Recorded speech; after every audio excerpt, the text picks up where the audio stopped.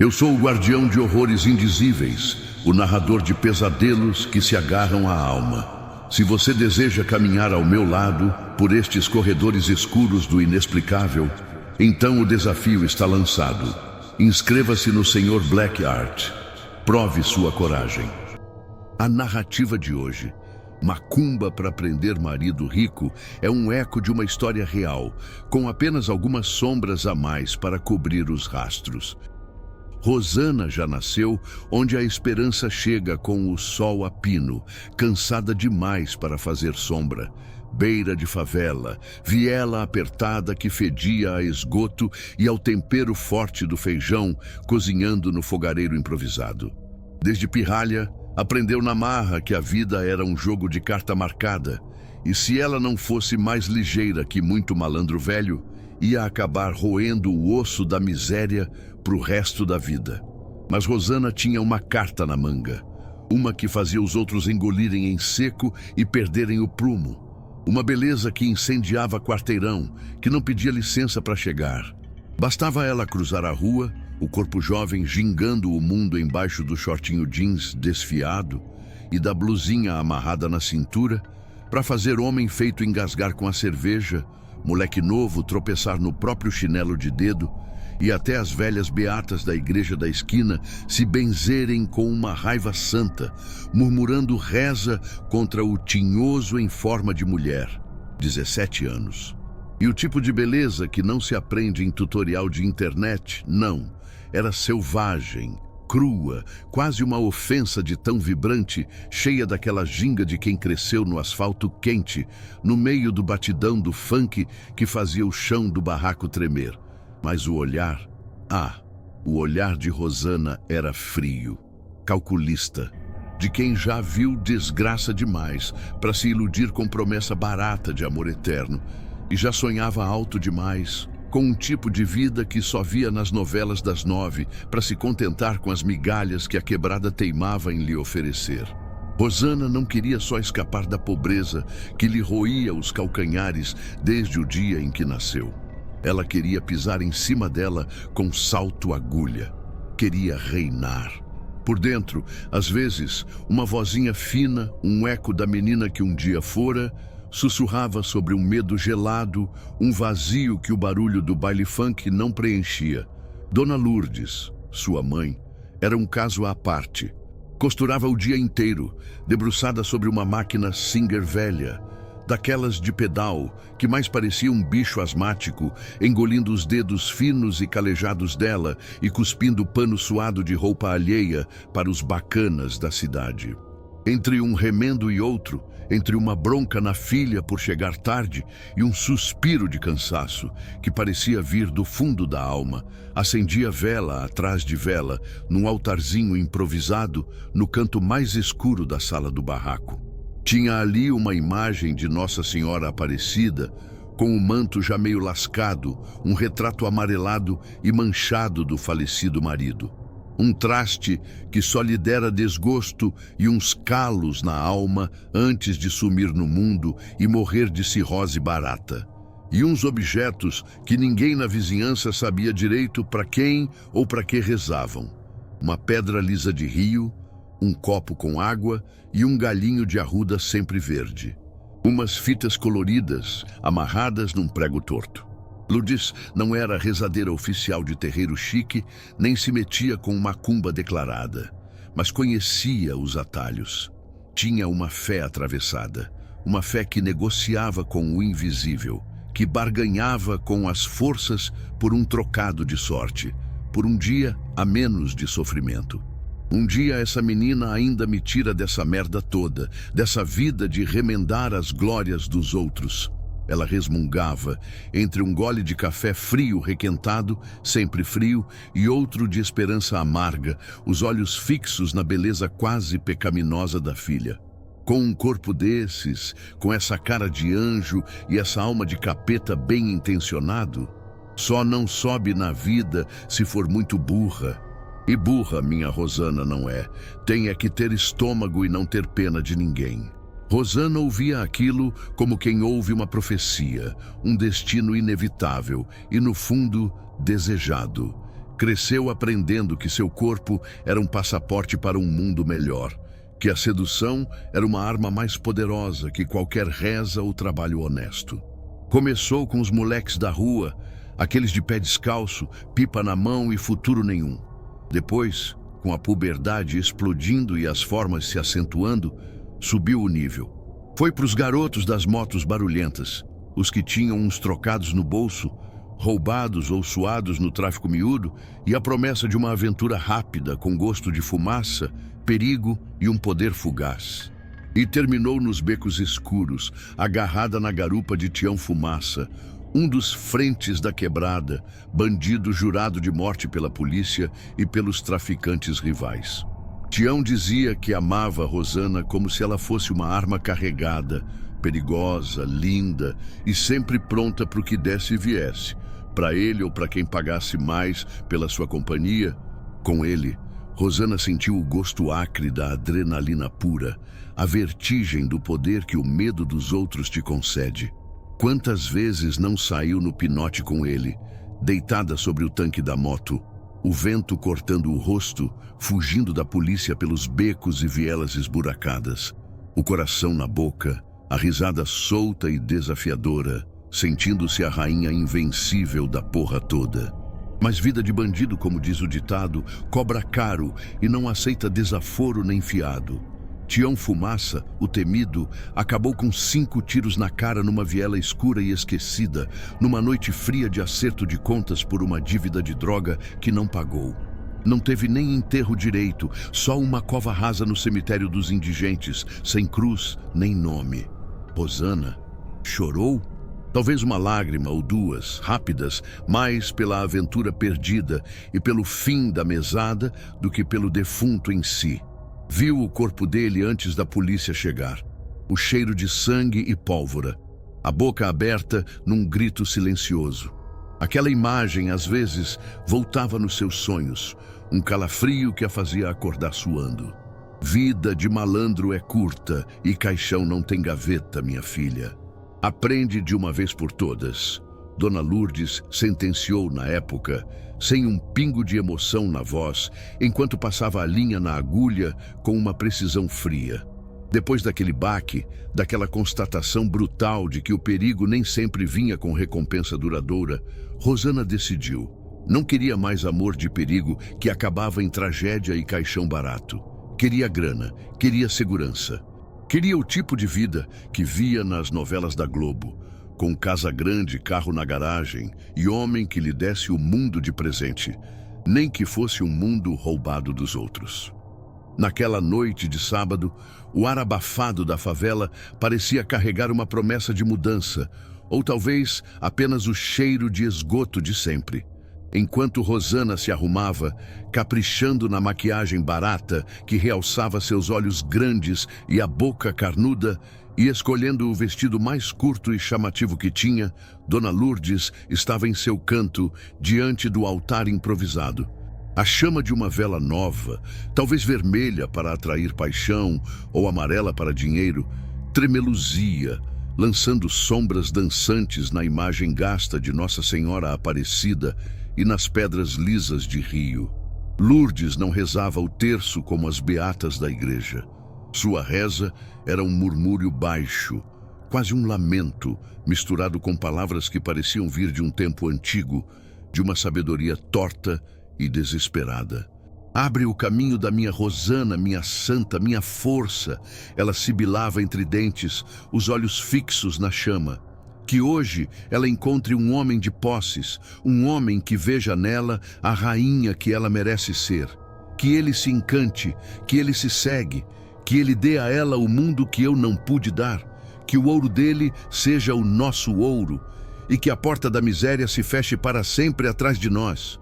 Ela borrifou um pouco de água com arruda nas costas de Rosana quando a menina passou por ela já pronta, o cheiro do perfume barato se misturando ao das ervas do altar. Vai com fé, minha filha, e com juízo para não se perder no caminho. Hoje é teu dia de sorte. Enquanto isso, em algum bairro nobre da cidade vizinha, seu Armando, o empresário de quase 50 anos, dono de uma rede de lojas de material de construção, olhava para o teto do seu quarto luxuoso com um tédio que lhe pesava na alma. Dona Clara, sua esposa, já dormia ao seu lado, um sono tranquilo de quem tem a vida resolvida e a consciência limpa. Para ele, no entanto, o casamento de mais de 2 décadas havia se tornado uma rotina confortável, sim, mas sem paixão, uma relação mais de status social e companheirismo do que de desejo ardente.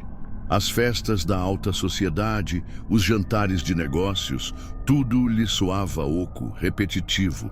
Ele sentia falta de algo, uma faísca, um perigo. O gosto da juventude que lhe escorria por entre os dedos.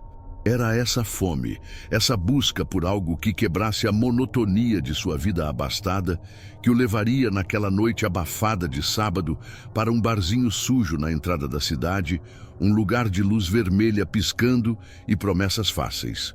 O destino, ou talvez a reza forte de Dona Lourdes, já começava a tecer sua teia. Foi nesse barzinho, com sua atmosfera de cerveja barata e batidão de funk estourando o ouvido, que os olhos de seu Armando, cansados da previsibilidade de sua vida, cruzaram com os de Rosana, famintos por tudo que ele representava. Quando viu Rosana rebolando ao som do funk, o corpo jovem e firme, desafiando a gravidade e o bom senso, esqueceu até o nome da esposa e dos negócios que supostamente estava ali para resolver. "Você tem cara de encrenca boa, morena", ele disse, a voz arrastada pelo uísque caro que bebia como se fosse água.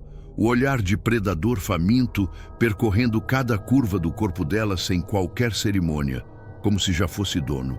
Rosana sorriu. Aquele sorriso que era metade inocência fingida, metade veneno puro. Mordeu o lábio inferior devagar, como quem saboreia uma vitória antecipada. "E o senhor tem cara de quem paga caro para brincar com fogo. E de quem gosta de se queimar de vez em quando, né não?" Naquela mesma madrugada, entre uma dose e outra, entre uma promessa e um toque acidental, que de acidental não tinha nada, já havia troca de número de telefone, a promessa de um encontro mais reservado e confortável. E um carro importado com vidros escuros e ar-condicionado gelado, levando Rosana de volta para a beira da favela como se fosse uma rainha chegando ao seu palácio de zinco e de sonhos ambiciosos. Chegou em casa radiante, quase flutuando, os olhos brilhando mais que o ouro do relógio do coroa endinheirado. Contou tudo para a mãe. Cada detalhe sórdido, cada olhar cobiçoso, cada promessa velada de uma vida melhor. Dona Lourdes escutou calada, sem interromper, os olhos miúdos e astutos calculando cada palavra da filha, como um jogador de pôquer experiente contando as cartas e planejando a próxima cartada decisiva. Quando Rosana terminou, a velha deu um sorriso fino, um sorriso de quem acabara de ver um bilhete premiado da Mega Sena sendo puxado da cartola do próprio diabo em pessoa. "Esse homem, minha filha", Lourdes sentenciou, a voz baixa e cheia de uma certeza antiga, quase palpável como a poeira que cobria os móveis velhos. "É a tua chance de ouro, a nossa chance, de sair dessa vida de merda, dessa pobreza que não acaba nunca. Mas homem casado e rico ainda por cima não larga a família assim na moleza não. Esquece, só com reza muito forte, com trabalho bem feito dos bons, dos que amarram de verdade." Uma pausa. O olhar dela endureceu. "Se quiser jogar esse jogo para ganhar de verdade, a gente joga direito. Para ele comer na tua mão, feito um cachorrinho manso, e te dar tudo o que tu merece. E o que eu mereço também, por ter te parido com essa beleza toda."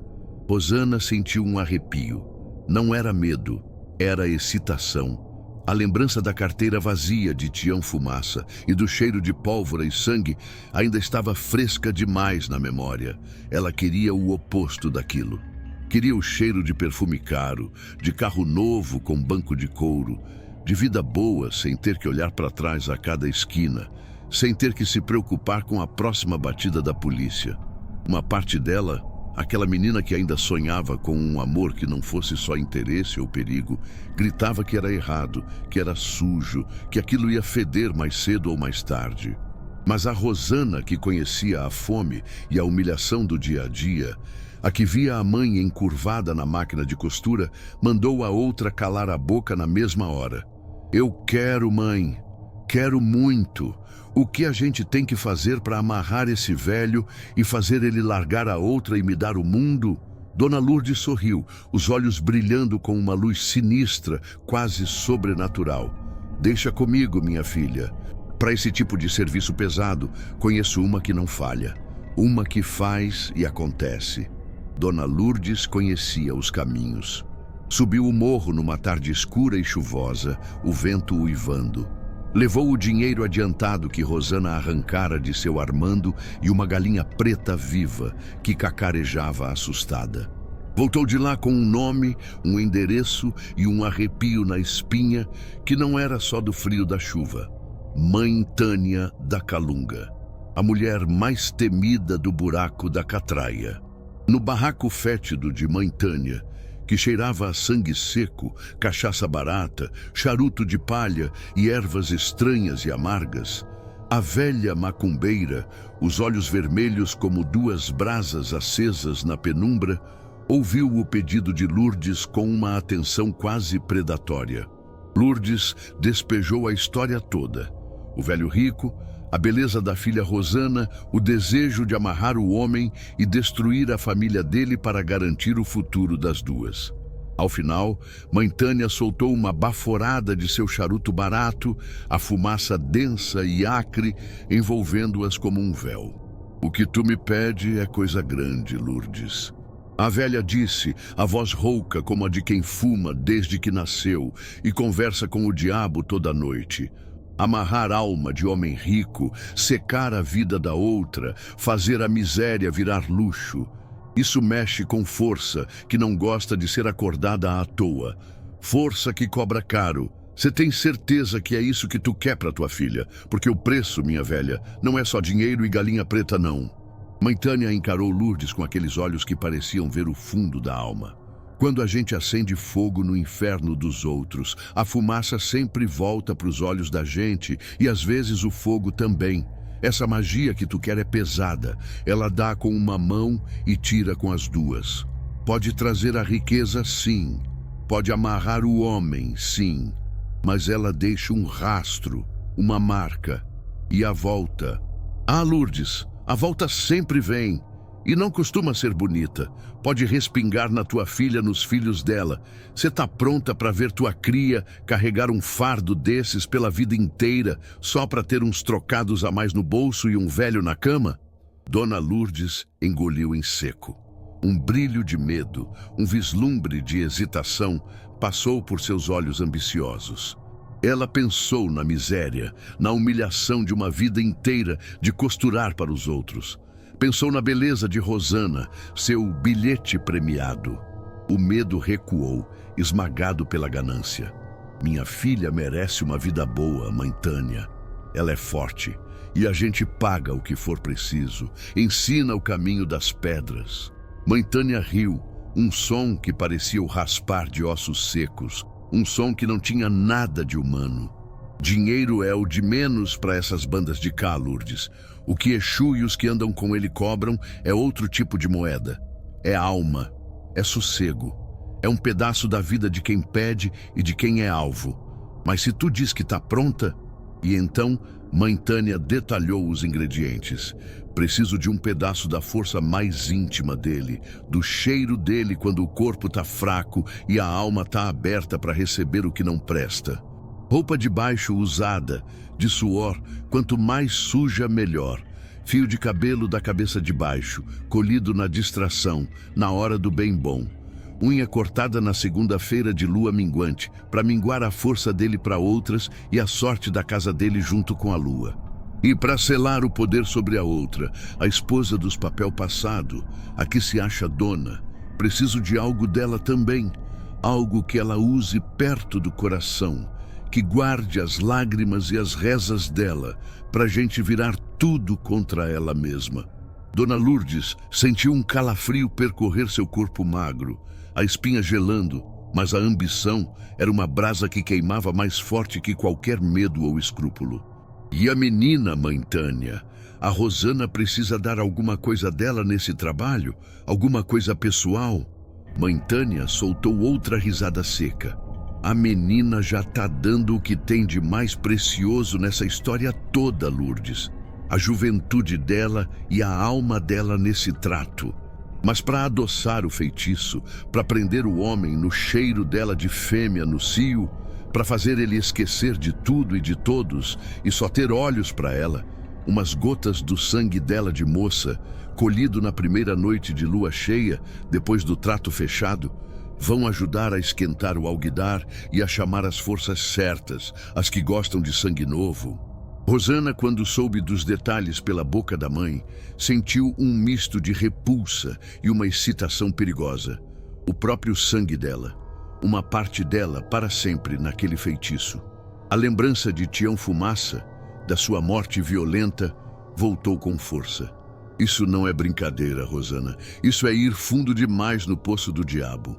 Mas então, a imagem de si mesma, poderosa, rica, pisando em quem um dia a humilhou, tomou conta. Com a astúcia de uma raposa criada na malandragem das ruas e a frieza de uma predadora nata que fareja a presa fácil e endinheirada, ela conseguiu os ingredientes em menos de uma semana.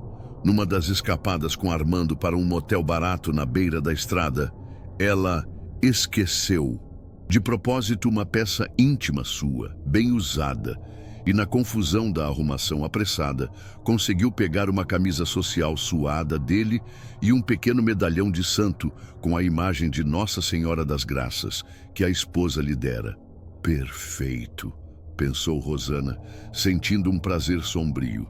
A santinha vai assistir de camarote à desgraça da outra.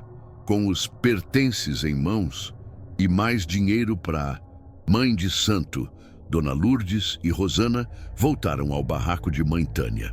A velha feiticeira sorriu ao ver os objetos, um sorriso que não tinha nada de humano.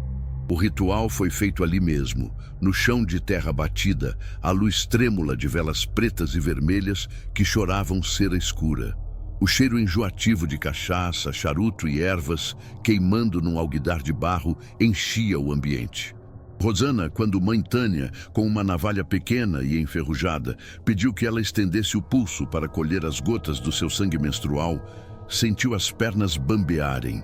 O cheiro de ferrugem da lâmina, o olhar fixo da velha, um medo primitivo a agarrou pela garganta. É sangue, meu sangue. Para uma coisa dessas, meu Deus, o que eu estou fazendo? Olhou para Dona Lourdes, buscando um sinal, uma palavra de conforto ou de recuo, mas a mãe tinha os olhos vidrados em mãe Tânia, a ambição queimando como febre, mais forte que qualquer instinto maternal. Rosana engoliu o pavor. Para adoçar o feitiço e acender o fogo no sangue do homem, mãe Tânia sibilou e Rosana estendeu o pulso. Nem piscou quando viu a macumbeira cuspir com nojo numa fotografia desbotada de Dona Clara, a esposa, antes de envolvê-la no medalhão de Nossa Senhora e enterrar tudo num pequeno caixão de madeira podre, junto com os fios de cabelo e a camisa suada de Armando, enquanto entoava rezas numa língua gutural que arrepiava a alma. Foi naquele chão de terra batida que Rosana sentiu que deixava a última parte da sua pouca inocência. Uma leve tontura a atingiu. Um arrepio. Seria medo? Ou o poder da magia negra começando a se manifestar? Naquela noite, enquanto o vento uivava lá fora, como se os demônios celebrassem o novo pacto, Rosana dormiu como quem apostara a alma com o capeta e acordou com um sorriso nos lábios. Um sorriso frio e a certeza incômoda, mas excitante, de que estava mais perto do trono que tanto desejava. Nos dias que se seguiram, o vento cessou, mas dentro de Rosana a tempestade ganhava força.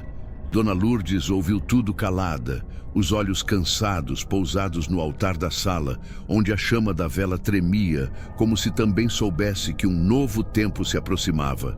ou um novo inferno, mais sofisticado. Se esse velho for esperto, te banca até tu cansar dele, murmurou sem ironia, só com a resignação de quem viu o mundo devorar sonhos mais doces. Só não esquece que homem que compra, cobra, e quando cobra, às vezes quer juros de carne e alma. Rosana riu. Uma risada curta, sem som, feita mais de desprezo do que de leveza. Ele vai pagar, mãe, e vai pagar caro. Eu sei mexer com o tipo dele. A partir daquela noite, a vida começou a se vestir de outra cor. Já não era o cinza do barro depois da chuva, nem o vermelho das sirenes iluminando as madrugadas. Era dourado, um dourado artificial, lustroso como os brincos que Rosana ganhou no primeiro mês com seu Armando.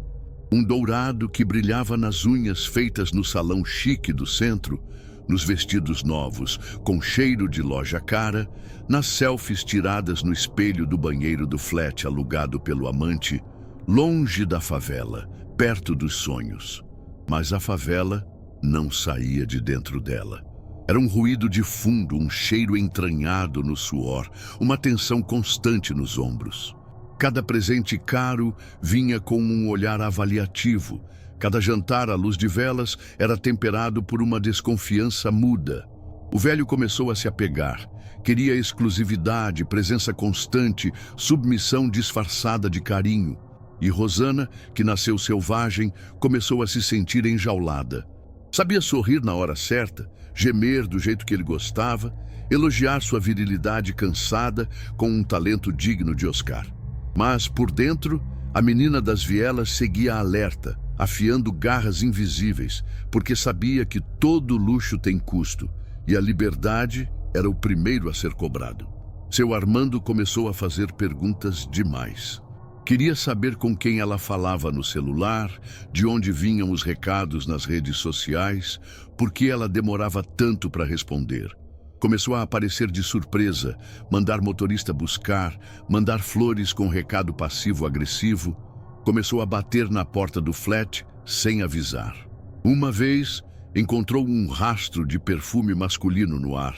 Nada demais, talvez só paranoia de velho ciumento. E o clima azedou de vez. Não gritou. Seu Armando era do tipo que fere no silêncio, com palavras calculadas e ameaças ditas como conselhos. Não brinca comigo, Rosana. Eu faço sua vida e desfaço se quiser. Já tirei muita menina da lama, mas também já empurrei umas de volta. Rosana não tremeu. Estava treinada demais para isso, mas sentiu o gosto de sangue na garganta, não de medo, mas de ódio. Sabia que ali estava o limite, e ela não nasceu para ser brinquedo nem propriedade. Voltou para casa naquela noite sem dizer uma palavra. Entrou no barraco, tirou os sapatos altos, pegou um copo d'água na cozinha e ficou olhando a chama da vela no altar como quem encara um inimigo antigo. Dona Lourdes estava sentada na cama, costurando mais um uniforme escolar de algum garoto alheio. Não perguntou nada. Vou sair dessa vida, mãe. Vai como? Do meu jeito, sozinha. Lourdes balançou a cabeça devagar. Ninguém sai sozinha. Nem viva, às vezes. Rosana virou o rosto, mas não respondeu. Já tinha decidido. Não era sair da vida de luxo que seu Armando lhe dava aos poucos, não. Sair daquela vida era voltar pra merda, pro esgoto, pros restos. A decisão de Rosana era outra. Ela ia virar o jogo. Ia deixar de ser a caça para virar a caçadora. Se Armando queria controle, ela lhe daria coleira. Se ele achava que podia fazer e desfazer dela, ia descobrir quem realmente mandava naquela porra. Aquele velho ia ser dela, de corpo, alma e principalmente de carteira. E a família dele, que se preparasse para o inferno. Naquela mesma noite, a conversa com Dona Lourdes no barraco foi curta e direta. O cheiro de vela queimada e café frio ainda pairando no ar como um aviso mudo. Mãe, Rosana começou, a voz firme, cortante.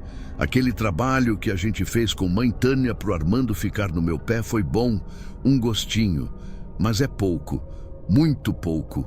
Ele ainda tem a mulher dele lá, a Dona Clara dos Infernos, os filhos, os negócios que ainda não são meus por direito, e o desgraçado tá começando a querer me botar cabresto, me tratar como se eu fosse propriedade dele.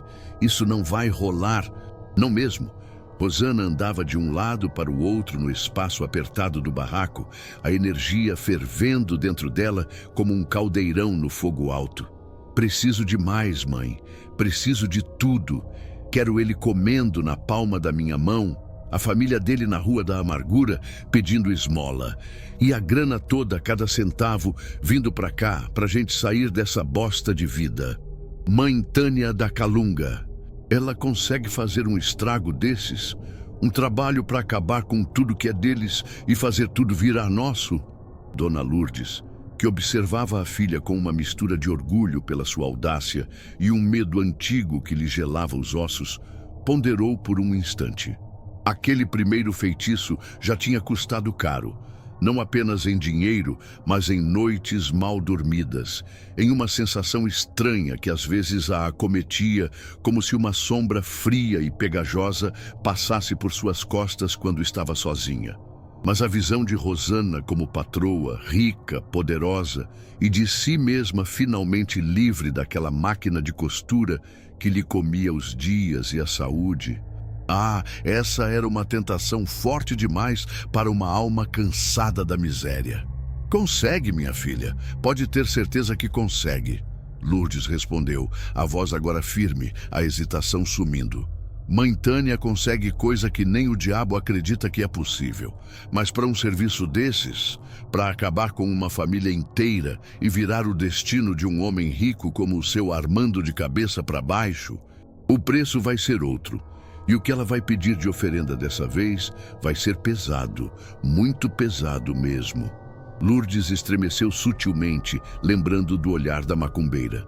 Você tem certeza absoluta que quer ir tão fundo nesse poço escuro, Rosana? Dinheiro e poder são bons, mas sossego de alma não tem preço que pague. Rosana parou de andar. Encarou a mãe. O olhar dela era duro, frio como as madrugadas da favela, quando a fome apertava. Sossego, mãe. Que porra de sossego a gente já teve nessa vida? Eu cansei de comer poeira e engolir sapo. Cansei de ser a novinha problema que os outros usam e descartam. Agora eu quero ser a patroa do caralho, a que manda e desmanda. E se para isso tiver que vender a alma pro tinhoso em pessoa, eu vendo. E ainda peço troco e exijo nota fiscal. Lourdes viu nos olhos da filha a mesma chama de ambição desmedida que ardia em seu próprio peito. E soube naquele instante que não havia mais volta. A sorte estava lançada. Ou melhor, o feitiço. Então se apruma, menina. Amanhã cedo a gente sobe o morro de novo e leva o que tiver de melhor para oferecer para a velha. Porque para pedir o inferno para a vida dos outros, a gente tem que dar um gostinho do nosso próprio sangue primeiro, para mostrar que não tá de brincadeira. A subida ao buraco da catraia, na manhã seguinte, pareceu ainda mais longa e opressora do que da primeira vez. O sol da manhã, forte e impiedoso, mal conseguia penetrar as vielas estreitas e o emaranhado de fios elétricos que pendiam como teias de aranha gigantes sobre suas cabeças. Levaram o que Armando tinha dado de mais valioso para a Rosana na última semana.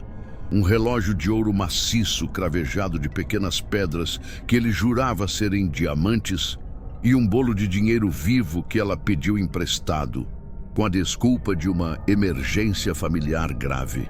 Mãe Tânia da Calunga as recebeu em seu barraco fétido, com o mesmo sorriso de dentes podres e olhos vermelhos que pareciam ver através da carne e dos ossos, direto na alma. Voltaram rápido as moças bonitas, ela disse, a voz rouca soltando uma baforada de charuto barato que empestou ainda mais o ar. Pelo visto, o velho já tá mansinho, mas a coleira ainda tá frouxa e o bolso dele ainda não abriu o suficiente, é isso? Rosana, dessa vez, tomou a frente de Dona Lourdes, a postura desafiadora, os olhos brilhando com uma determinação fria. Eu quero mais, Mãe Tânia. Quero tudo. Quero ele só pra mim, rastejando aos meus pés e a família dele. Ah, A família dele eu quero que conheça o gosto amargo da sarjeta. Quero a riqueza dele todinha na minha mão, cada centavo. A velha macumbeira deu uma risada que fez os pelos do corpo de Rosana se arrepiarem. Um som que parecia vir de um bicho engasgado.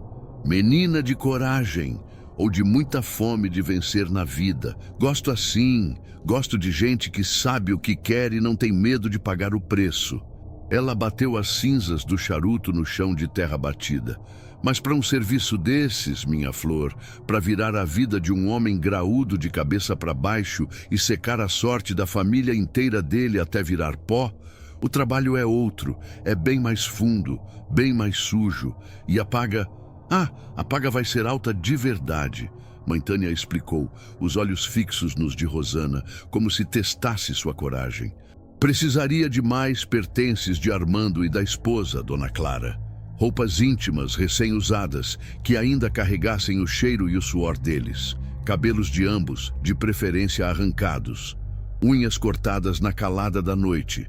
Coisas que carregassem a essência mais crua, o rastro mais íntimo. E precisaria de algo que simbolizasse a ruína dos negócios prósperos dele. Talvez terra do chão da loja principal ou um objeto que ele considerasse seu amuleto de sorte. E para selar a desgraça completa da família e a ascensão definitiva de Rosana, um ritual específico, muito mais pesado, a ser feito numa encruzilhada de cemitério, numa noite de lua de sangue, quando o véu entre os mundos estivesse mais fino. E desta vez, Rosana, Mãe Tânia disse, os olhos vermelhos brilhando com uma luz sinistra, o sangue que vai adoçar e alimentar o Exu não vai ser só umas gotinhas tuas de moça. Vai ser o sangue de um bicho de 2 pernas que ainda não aprendeu a rezar direito, um que tenha pureza e medo no coração. Um galo preto, bem preto, que nunca tenha cantado para sol nenhum, sacrificado na hora certa. A gente vai dar ele de presente pro tranca-rua das almas, em troca do que tu tanto quer. Mãe Tânia sorriu, um esgar medonho. E para a pedra, para a pedra maldita que vai segurar esse feitiço no fundo do poço mais esquecido que tu encontrar, para ela nunca mais ser achada e o trabalho nunca, jamais ser desfeito, vou precisar de algo que simbolize o coração da tua ambição mais profunda. O primeiro presente realmente caro que o velho te deu, aquele que te fez sentir poderosa pela primeira vez. Rosana sentiu um nó gelado no estômago. Sacrifício de animal, sangue dela de novo. E a ideia daquela pedra, selando o destino de todos para sempre. Era pesado, pesado demais. Por um instante, a imagem de Tião Fumaça, morto na viela, voltou a assombrá-la. Mas a voz de Dona Lourdes ao seu lado soou firme, cortando seus pensamentos. A gente consegue tudo isso, Mãe Tânia. Pode deixar.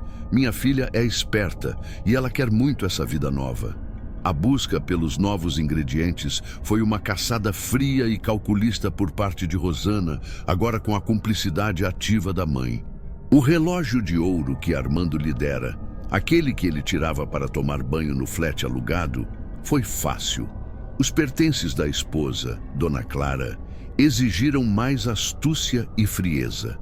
Rosana, fingindo um interesse súbito e falso em conhecer melhor a família do amante, conseguiu que Armando a levasse para um almoço rápido na mansão, num dia em que sabia que a esposa estaria fora, em algum evento de caridade fútil. Enquanto Armando se distraía ao telefone, resolvendo algum problema de negócios que já começavam a dar errado, Rosana, com a desculpa de usar o lavabo, subiu sorrateiramente ao quarto do casal. De lá, com o coração batendo descontroladamente, mas com as mãos firmes, trouxe um pequeno lenço de seda que cheirava ao perfume caro e enjoativo de Dona Clara e alguns fios de cabelo que encontrou na escova de prata sobre a penteadeira. Sentiu um triunfo gelado, uma maldade que lhe dava um prazer secreto. O galo preto?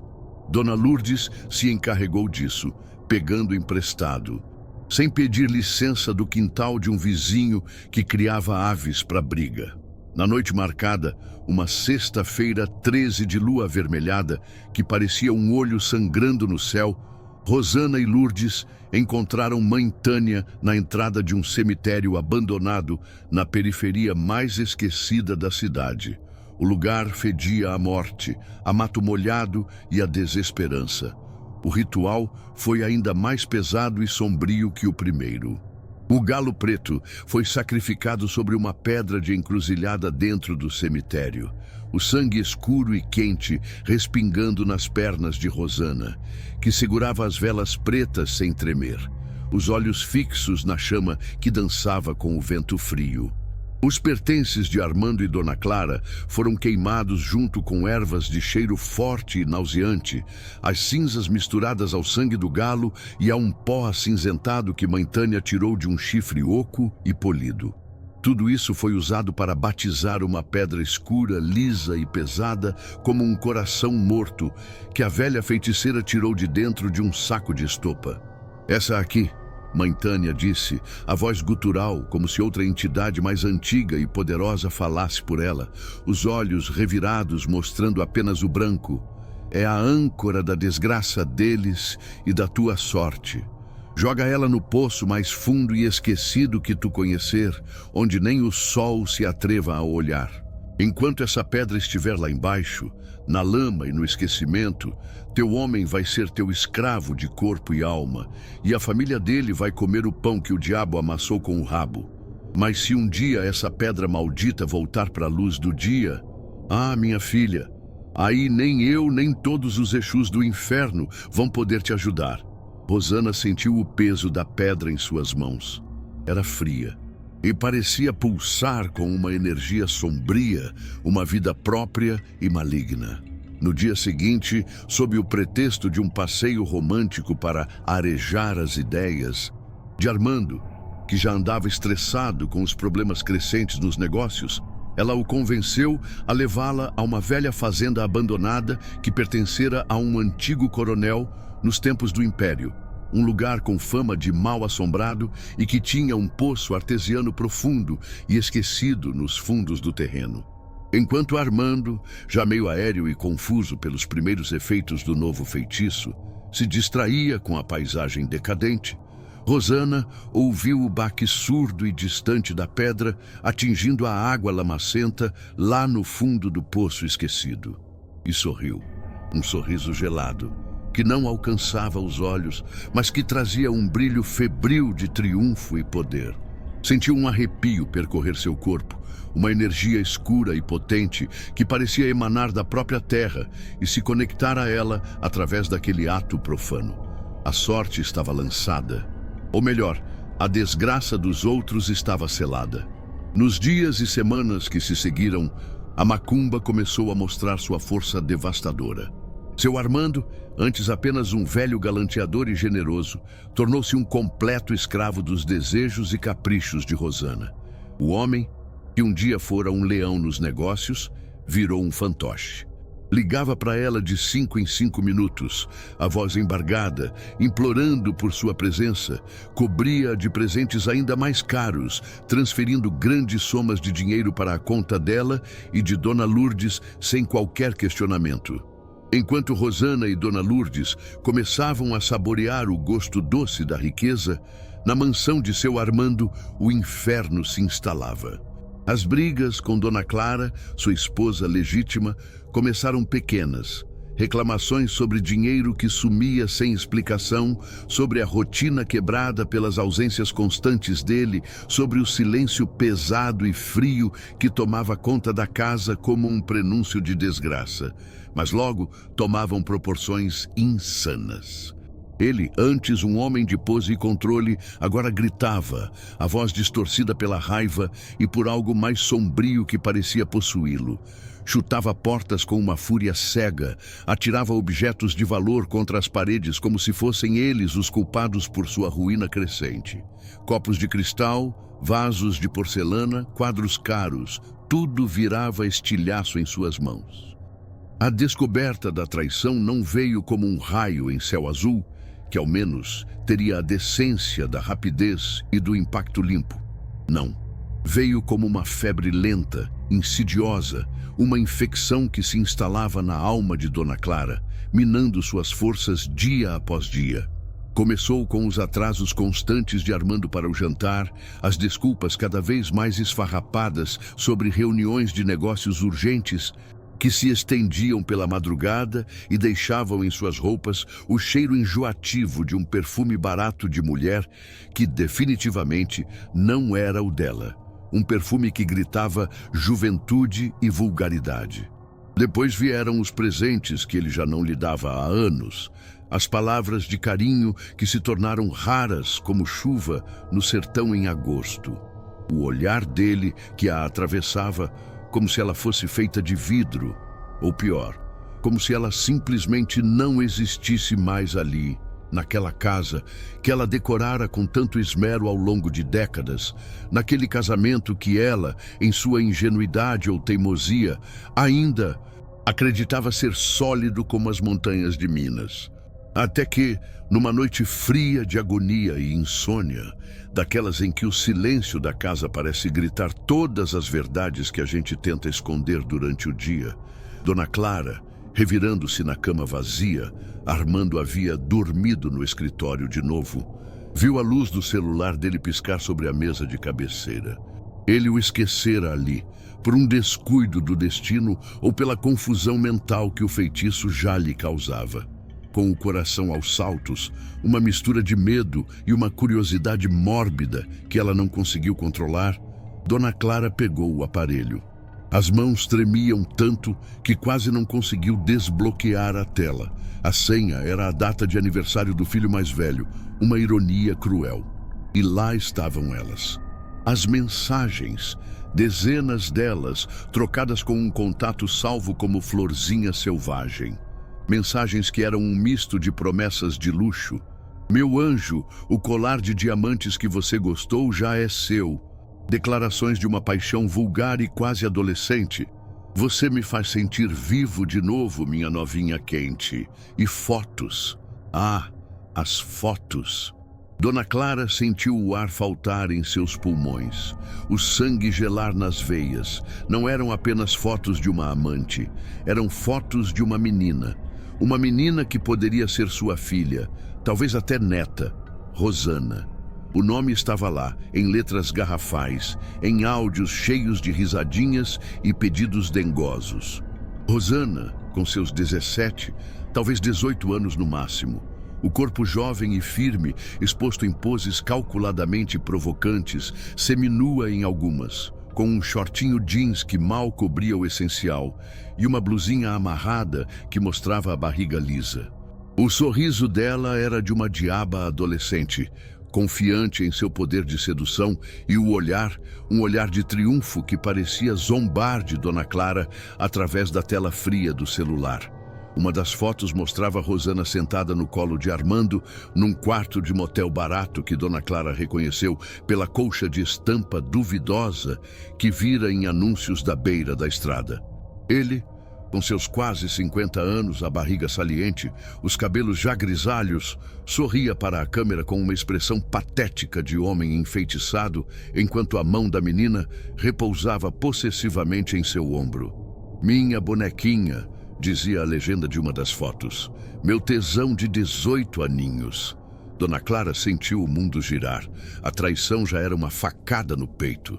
Mas ser trocada, humilhada por uma criança, uma novinha, que mal saíra das fraldas e que usava o corpo como isca para fisgar homens velhos e ricos, aquilo era um tipo de dor que esmagava a alma, que transformava a tristeza em uma raiva fria e impotente.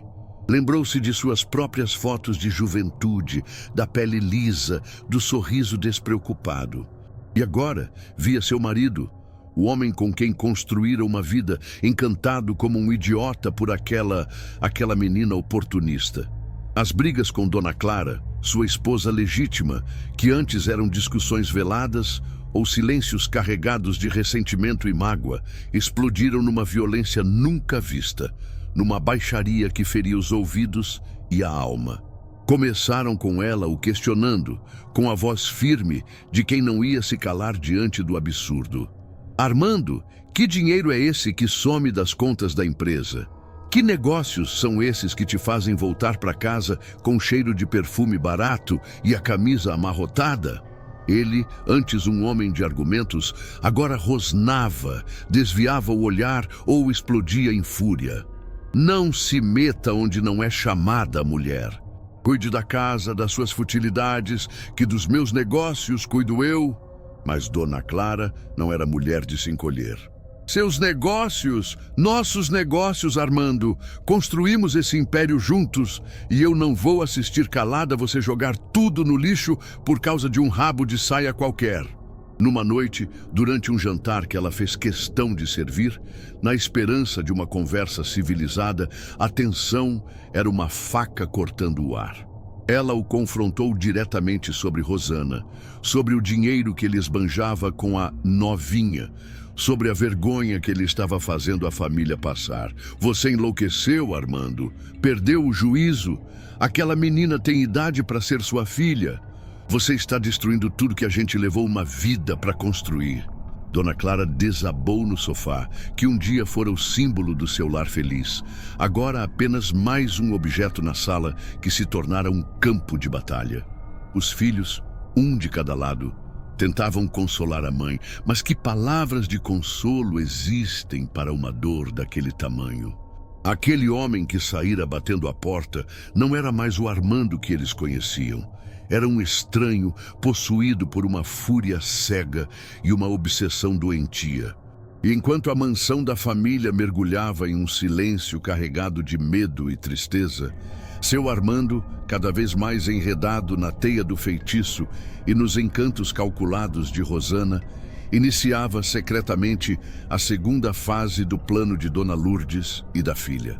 A construção de um novo império para Rosana, erguido sobre as ruínas do seu próprio. Com a desculpa de diversificar os investimentos ou de aproveitar uma oportunidade única no mercado imobiliário, ele começou a desviar grandes e cada vez mais frequentes somas de dinheiro de suas empresas. O destino desse dinheiro? Um terreno afastado, comprado em nome de um laranja indicado por Dona Lourdes, onde uma casa suntuosa, um verdadeiro palacete de novela, começava a ser erguida em ritmo acelerado para ser o ninho de amor de Armando e sua florzinha selvagem. A sangria nas finanças da Armando Construções Limitada não demorou a mostrar seus efeitos. O capital de giro, antes robusto, sumia como água em ralo aberto. As contas não fechavam mais. O que antes era lucro virou prejuízo. O que era investimento virou dívida. Demissões em massa, antes impensáveis na empresa que ele erguera com o suor de uma vida, tornaram-se uma rotina dolorosa. Pais de família, funcionários leais de anos, perdendo o emprego da noite para o dia, amaldiçoando a crise ou a má gestão do patrão, sem desconfiar da verdadeira praga que consumia o patrimônio de seu Armando. Dívidas antigas, esquecidas em alguma gaveta empoeirada da contabilidade, ressurgiam como fantasmas famintos, cobrando seu quinhão. Chegavam primeiro por cartas de cobrança com selos vermelhos e ameaçadores, depois trazidas em mãos frias por oficiais de justiça com mandados de penhora que faziam os joelhos de Armando tremerem, não de medo da lei, mas do pavor de que Rosana descobrisse que o rei estava prestes a perder a coroa e o trono antes mesmo de ela sentar nele. Ele não falava mais sobre os negócios com ninguém, muito menos com Dona Clara ou com os filhos. Escondia os problemas como um bicho esconde a ferida podre.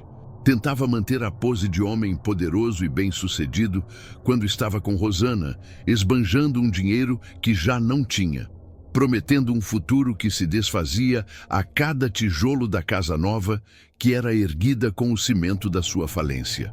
Mas à noite, na solidão do seu escritório na mansão, um dos poucos cômodos que Rosana ainda não redecorara, com seu gosto duvidoso, ela o ouvia andando de um lado para o outro como um animal enjaulado, resmungando sozinho, o tilintar do gelo no copo de uísque cada vez mais frequente, a bebida tornando-se seu único e amargo consolo.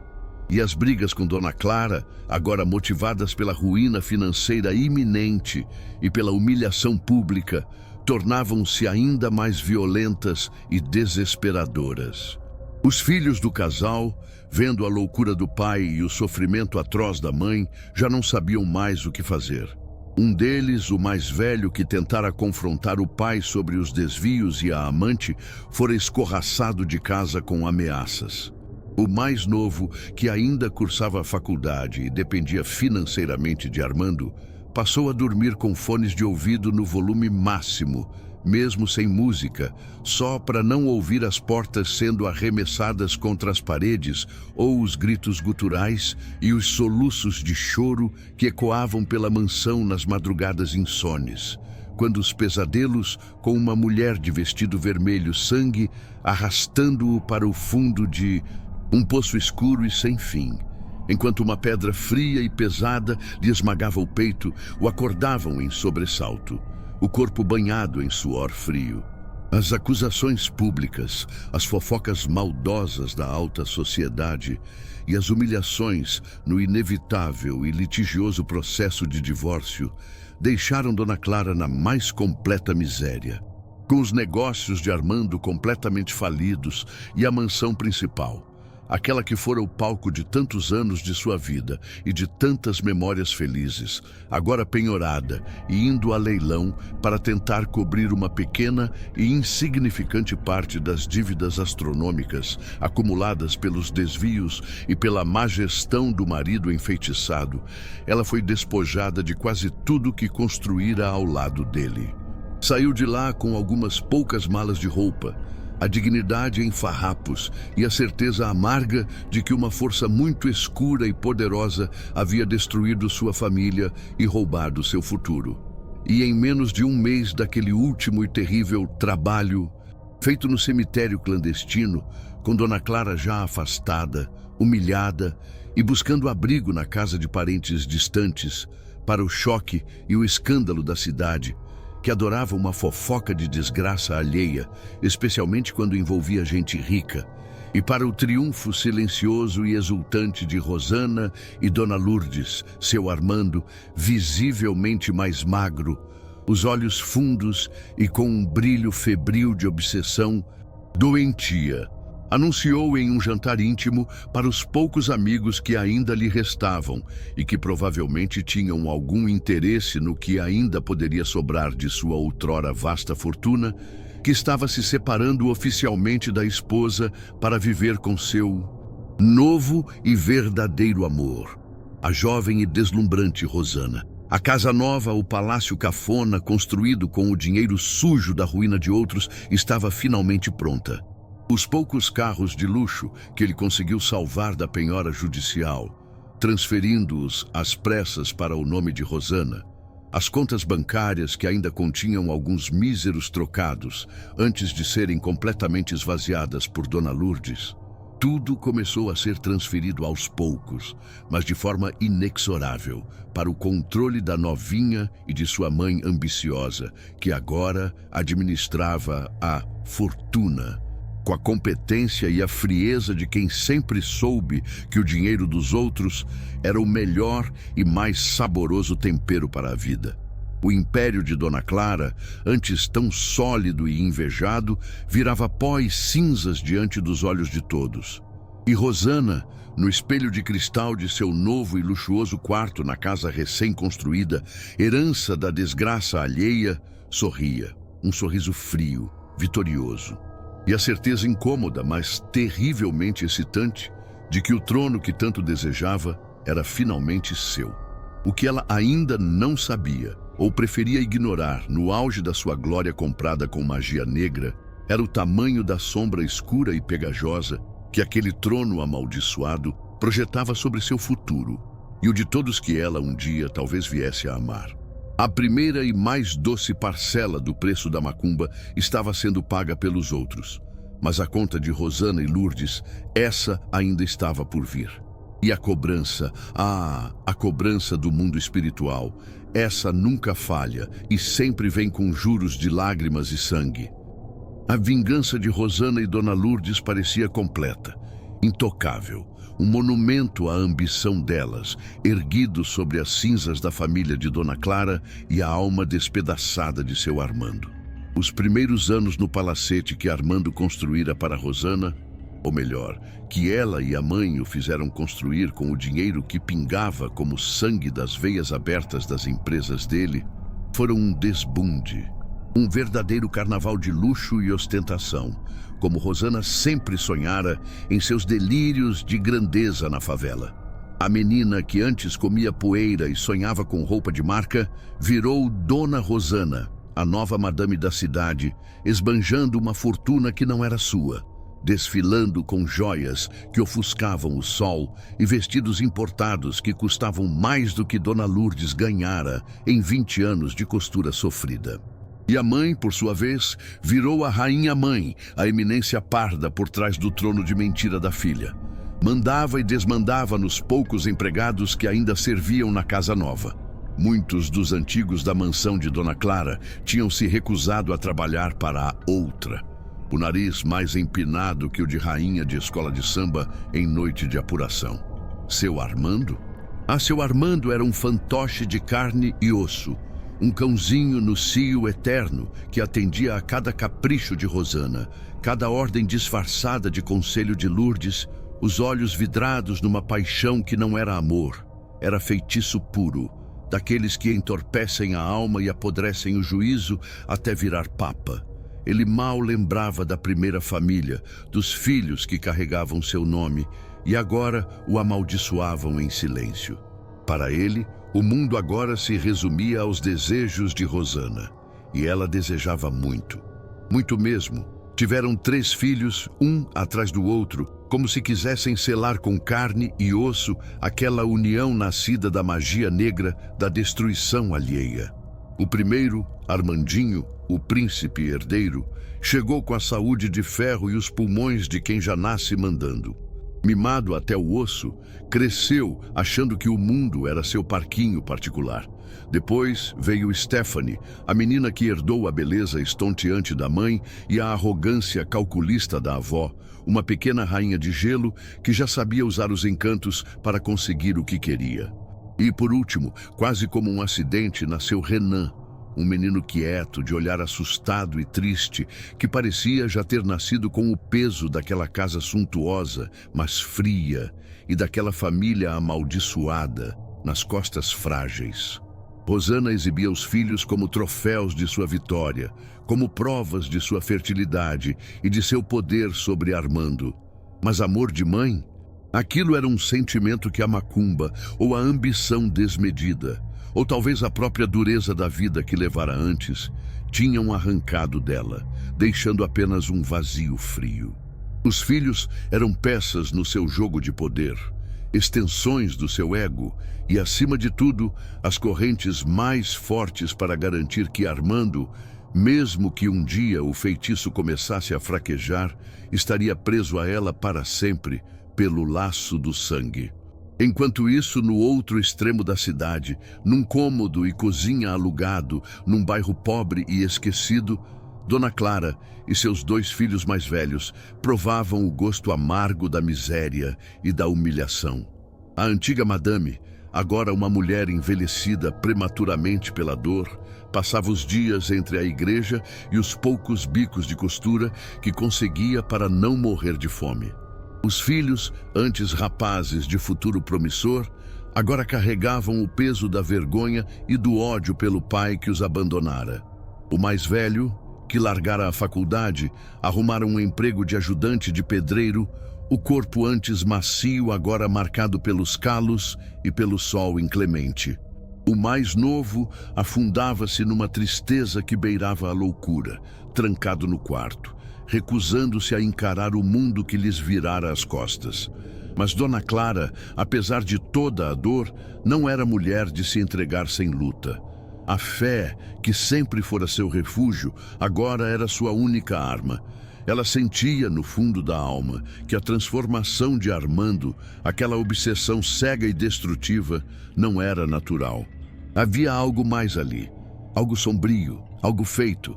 E foi lembrando das histórias de sua infância no sertão, das palavras de sua irmã Matilde, que ela tomou uma decisão desesperada: procurar o velho presbítero Anselmo. A viagem ao interior foi um calvário. Dias num ônibus velho e sujo que pingava em cada cidadezinha poeirenta, o calor do sertão castigando sem dó. Chegou ao pequeno e pacato município de Santa Rita das Almas Perdidas como um fantasma de si mesma, carregando apenas a roupa do corpo e um coração pesado de angústia e uma última frágil esperança. O presbítero Anselmo, um homem mirrado, de pele curtida como couro velho e olhos azuis límpidos como água de nascente, a recebeu na sacristia da igrejinha caiada de branco, um lugar que cheirava a incenso, a cera de vela e a uma paz que Dona Clara pensou nunca mais sentir na vida. Com a voz embargada pelas lágrimas que teimavam em não secar, ela desfiou sua história, cada detalhe sórdido da traição do marido, da aparição daquela novinha que parecia ter saído do inferno, da ruína inexplicável dos negócios, da violência e da loucura que se instalaram em seu lar. Contou da obsessão de Armando, do dinheiro que sumia, da família que se desfazia. O velho padre ouviu tudo em silêncio, as mãos enrugadas e nodosas repousando sobre uma Bíblia gasta, a capa de couro poída pelo uso de muitos anos. Seus olhos azuis, incrivelmente penetrantes, pareciam ver além das palavras dela, diretamente na ferida aberta de sua alma. Quando Dona Clara terminou, exausta e soluçando baixo, o presbítero fechou os olhos por um longo momento, os lábios finos movendo-se numa prece silenciosa. A sacristia mergulhou num silêncio denso, quase palpável, quebrado apenas pelo choro contido da mulher. Finalmente, ele abriu os olhos. Havia neles uma tristeza infinita, mas também uma gravidade que impunha respeito. "Minha filha", ele disse, a voz calma, mas com um peso de autoridade divina que fez Dona Clara estremecer. "O que fizeram contra seu marido e contra sua casa não é obra do acaso, nem simples fraqueza de homem. Há uma escuridão muito grande e muito antiga em volta da alma dele. Uma teia forte, pegajosa como piche, tecida com inveja, cobiça e mal-querer profundo. Coisa feita em altar de feitiçaria da braba, minha filha. Trabalho de encruzilhada dos mais pesados, selado com o que não se deve nomear." Dona Clara prendeu a respiração, o terror confirmando suas piores suspeitas. "Macumba, seu vigário. Fizeram macumba para o meu Armando?" O presbítero assentiu lentamente. "E das fortes, minha filha. Sinto uma energia densa, uma amarração poderosa. E vejo uma pedra escura, fria como gelo, fincada fundo na lama de um poço esquecido, como uma âncora maldita prendendo um navio à mais violenta das tempestades. Essa pedra, minha filha, é o selo da maldição que jogaram sobre seu marido. Enquanto ela estiver lá, no fundo da escuridão e da água suja, a alma de seu marido estará acorrentada a essa obsessão, e a desgraça sobre sua família não terá fim." Os olhos de Dona Clara, antes afogados em lágrimas de tristeza, agora brilhavam com uma nova e desesperada esperança. "Mas tem como quebrar isso, seu vigário? Tem como resgatar essa pedra do fundo do poço? Tem como trazer meu Armando de volta para mim, para nossa família?" O presbítero suspirou, um som cansado que parecia carregar o peso de todos os pecados do mundo. Tem, minha filha. Com fé em Deus e a coragem dos justos, quase tudo tem jeito. Mas o caminho é árduo, espinhoso e muito perigoso. A força que guarda essa pedra no fundo do poço é antiga, traiçoeira e não gosta de ser perturbada. Exigirá muita fé, muita reza forte e a coragem de um leão para enfrentar a escuridão de frente sem piscar. Ele a encarou com uma seriedade que lhe gelou a alma. "E mesmo que consigam tirar a pedra, minha filha, não há garantia de que seu marido volte a ser o homem que um dia foi. A alma dele já foi muito ferida, muito envenenada. O feitiço pode ser quebrado, mas as cicatrizes...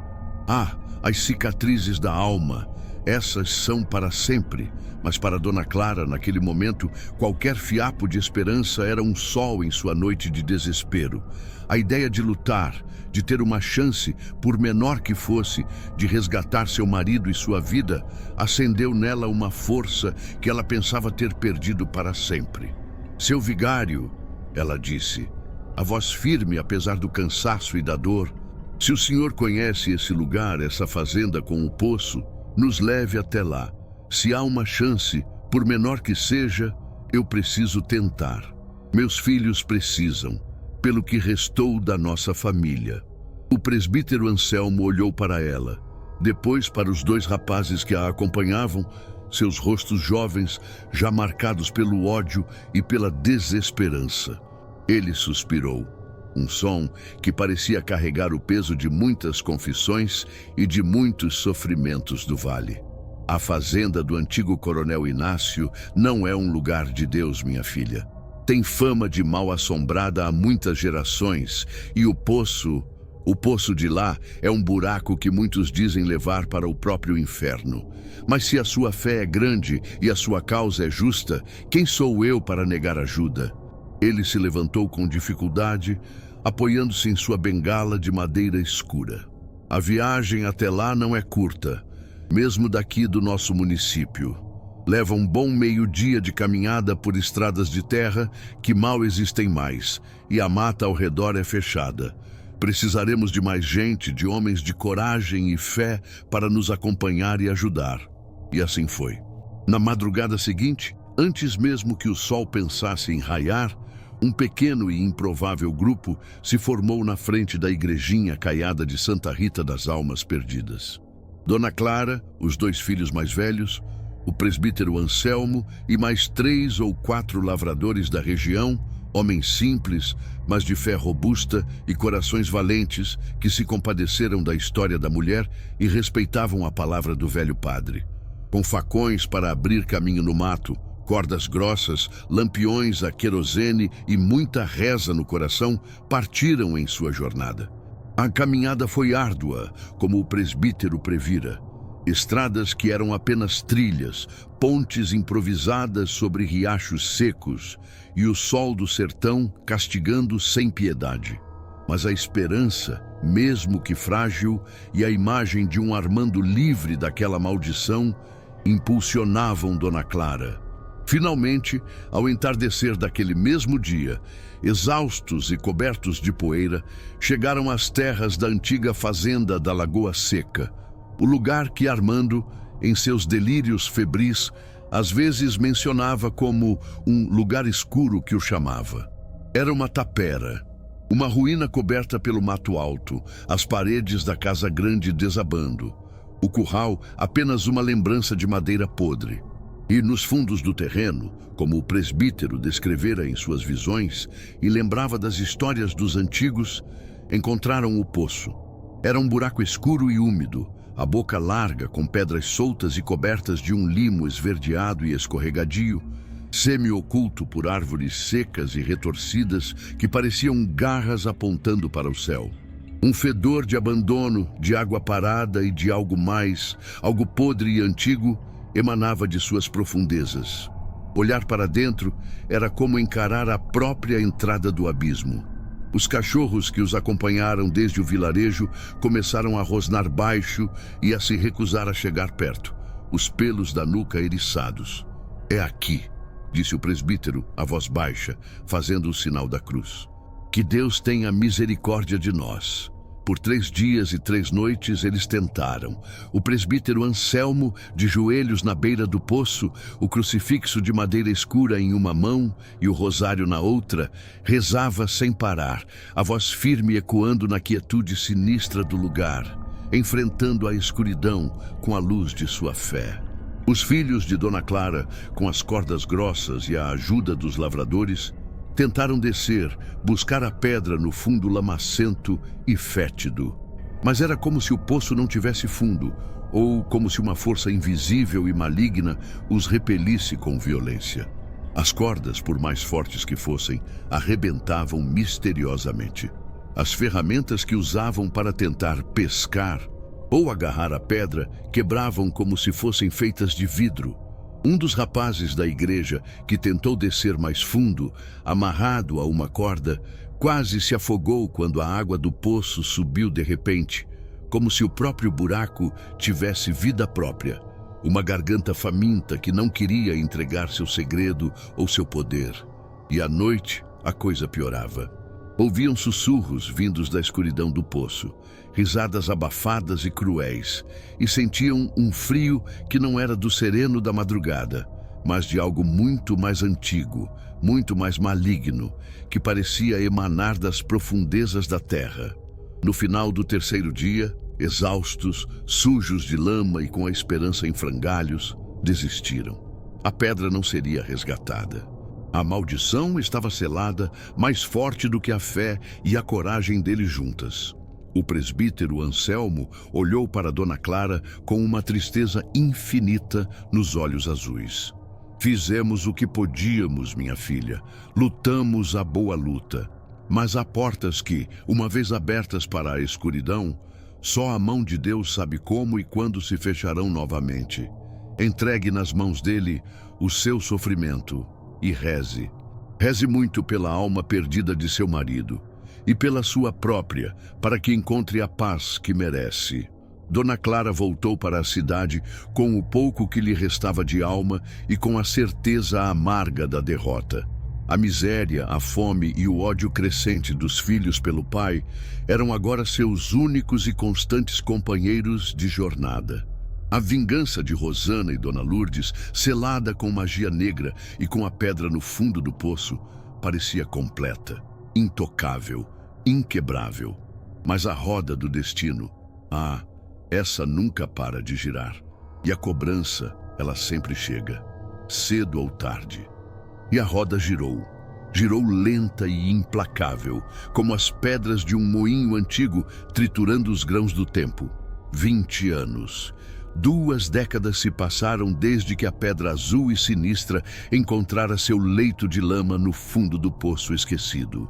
20 anos em que Rosana e Dona Lourdes desfrutaram do apogeu de sua conquista macabra, erguendo seu império de luxo sobre as ruínas da família de Dona Clara e a alma despedaçada de seu Armando.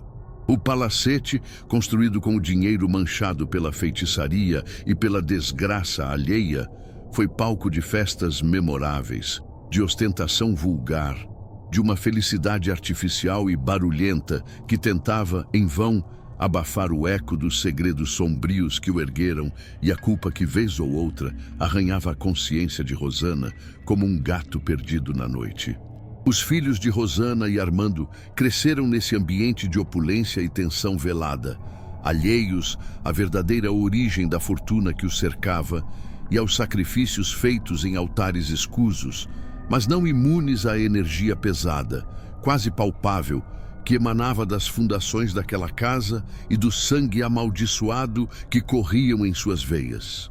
Mas o tempo, que para alguns é cura e esquecimento, para outros é apenas o adiamento da colheita. E a cobrança, que mãe Tânia da Calunga tanto avisara, aquela que dorme paciente nas profundezas da magia negra, aquela que se alimenta de dor e desespero, começou sutilmente a princípio a despertar, faminta e implacável, pronta para o seu banquete de almas. Os anos no palacete, que antes pareciam intermináveis em sua glória comprada, começaram a perder o brilho. A primeira a sentir o toque gelado da cobrança foi Dona Lourdes. A doença que se instalou nela avançava cruelmente, consumindo-a por dentro como uma praga invisível. O corpo antes robusto e cheio de uma energia ambiciosa agora definhando numa cama que exalava um cheiro úmido e fétido de ervas medicinais inúteis e da própria agonia que se esvaía. Rosana, apesar da fortuna que ainda restava, via o dinheiro escorrer pelos dedos em médicos caros que vinham da capital, em tratamentos experimentais que não surtiam efeito algum, enquanto a mãe, outrora sua cúmplice e maior incentivadora, transformava-se num espectro amarelado e esquelético, os olhos fundos e agora amarelos, como os de quem tem doença de fígado, fixos num ponto invisível no teto do quarto luxuoso, repletos de um terror silencioso que nem a filha, com toda a sua frieza, conseguia decifrar ou aplacar. Seu Armando, cada vez mais alheio ao sofrimento da sogra e à crescente frieza e impaciência da esposa, afundava-se mais e mais na demência senil. O corpo inchado e deformado, a mente esvaziada, balbuciando frases desconexas e chamando por um nome: Clara, minha Clara, que Rosana já não tinha certeza se era o dela ou o da outra, da primeira, da que fora destruída para que ela pudesse reinar. A morte de Armandinho, o filho mais velho, o príncipe herdeiro, veio como um trovão em céu azul, numa tarde quente de domingo. Aos 20 e poucos anos, playboyzinho arrogante e inconsequente, metido a malandro como o pai um dia fora, mas sem a mesma sorte ou a proteção de um feitiço forte, pegou a moto esportiva cara que seu Armando, num último espasmo de lucidez ou de culpa, lhe dera de presente. Um monstro de metal e potência que rugia pelas avenidas como um prenúncio da desgraça. E saiu em alta velocidade para acha com outros filhinhos de papai. A notícia chegou fria e cortante como uma lâmina de navalha. Um acidente terrível, uma curva mal calculada na estrada molhada pela chuva de verão e o asfalto da Rio Santos manchado de sangue e óleo. Testemunhas disseram que pareceu que uma mão invisível, uma sombra escura e rápida como um relâmpago vinda do mato ao lado da pista, puxou o guidão da moto com uma força sobrenatural. Armandinho voou pelos ares como um boneco de Judas em sábado de aleluia, e se espatifou com um baque surdo e horrível contra um poste de concreto. Morte instantânea. O corpo, um amontoado de carne e osso retorcido, irreconhecível, precisou ser juntado com pá e colocado num saco preto. Rosana, ao receber a notícia e ver o caixão lacrado do filho, não derramou uma única lágrima em público. Sentiu um baque no peito, sim, um soco frio na boca do estômago, mas não era luto de mãe, era medo. Um medo gelado, rasteiro, de que aquela fosse apenas a primeira e mais dolorosa parcela da cobrança de mãe Tânia da Calunga. Dona Lourdes, em seu leito de dor, apenas gemeu e virou o rosto para a parede, os olhos amarelos arregalados de um pavor que não era deste mundo. Pouco tempo depois, não mais que alguns meses, foi a vez de Stephanie, a filha do meio, a bela, a que herdara a beleza estonteante da mãe e a arrogância calculista da avó. Aos 19 anos, no auge de sua juventude e de sua vaidade cruel, uma coceira infernal começou a tomar conta de seu corpo, uma coceira que a deixava louca, que a fazia se arranhar até a pele sangrar. Depois vieram as manchas. Manchas escuras, como hematomas antigos, que se espalhavam pelo corpo como uma lepra nojenta.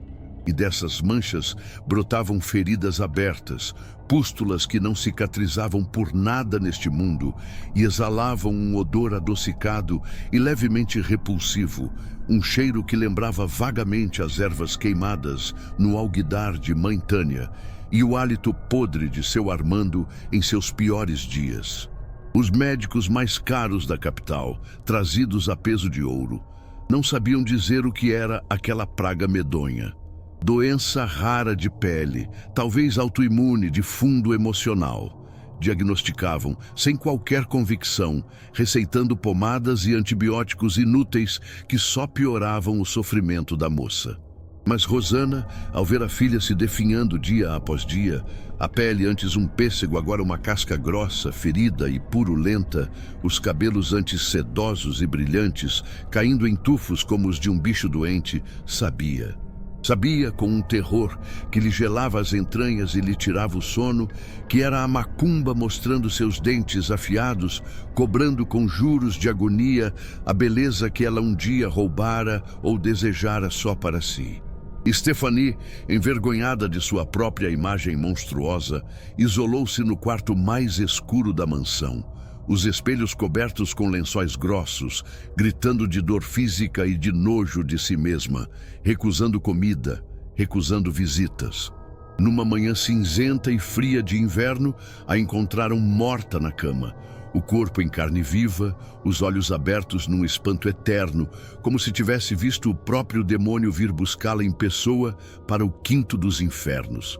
Dona Lourdes, ao saber da neta, teve uma convulsão e entrou num estado de torpor do qual nunca mais sairia completamente. "A coisa tá feia demais, Rosana", ela balbuciou para a filha, a voz um fio antes de apagar. "O retorno tá vindo com uma força que eu não esperava. A gente mexeu com o que não devia, com o que não perdoa. Renan, o caçula, o menino quieto de olhar assustado, que parecia carregar o peso do mundo desde que nascera naquela casa amaldiçoada, foi o único dos 3 filhos de Rosana que sobreviveu. Mas não ileso. A maldição, como um credor implacável, tem muitos braços e gosta de deixar suas marcas indeléveis. Aos 16 anos, trabalhando de favor numa das poucas e pequenas obras que ainda restavam das empresas em frangalhos de seu Armando, um favor arrancado a muito custo pela mãe para que o menino aprendesse a ser homem e parasse de ser um banana chorão, um andaime de madeira podre, mal montado por operários descontentes e mal pagos que já não recebiam seus salários há meses, desabou sob seus pés. Ele sobreviveu por um milagre, disseram os médicos no hospital público para onde fora levado. Ou talvez por um capricho ainda mais cruel da maldição que poupava a vida, mas roubava a esperança e a alegria. Mas o milagre veio com um preço alto, uma perna esmagada sob toneladas de tijolos e cimento que teve que ser parcialmente amputada abaixo do joelho.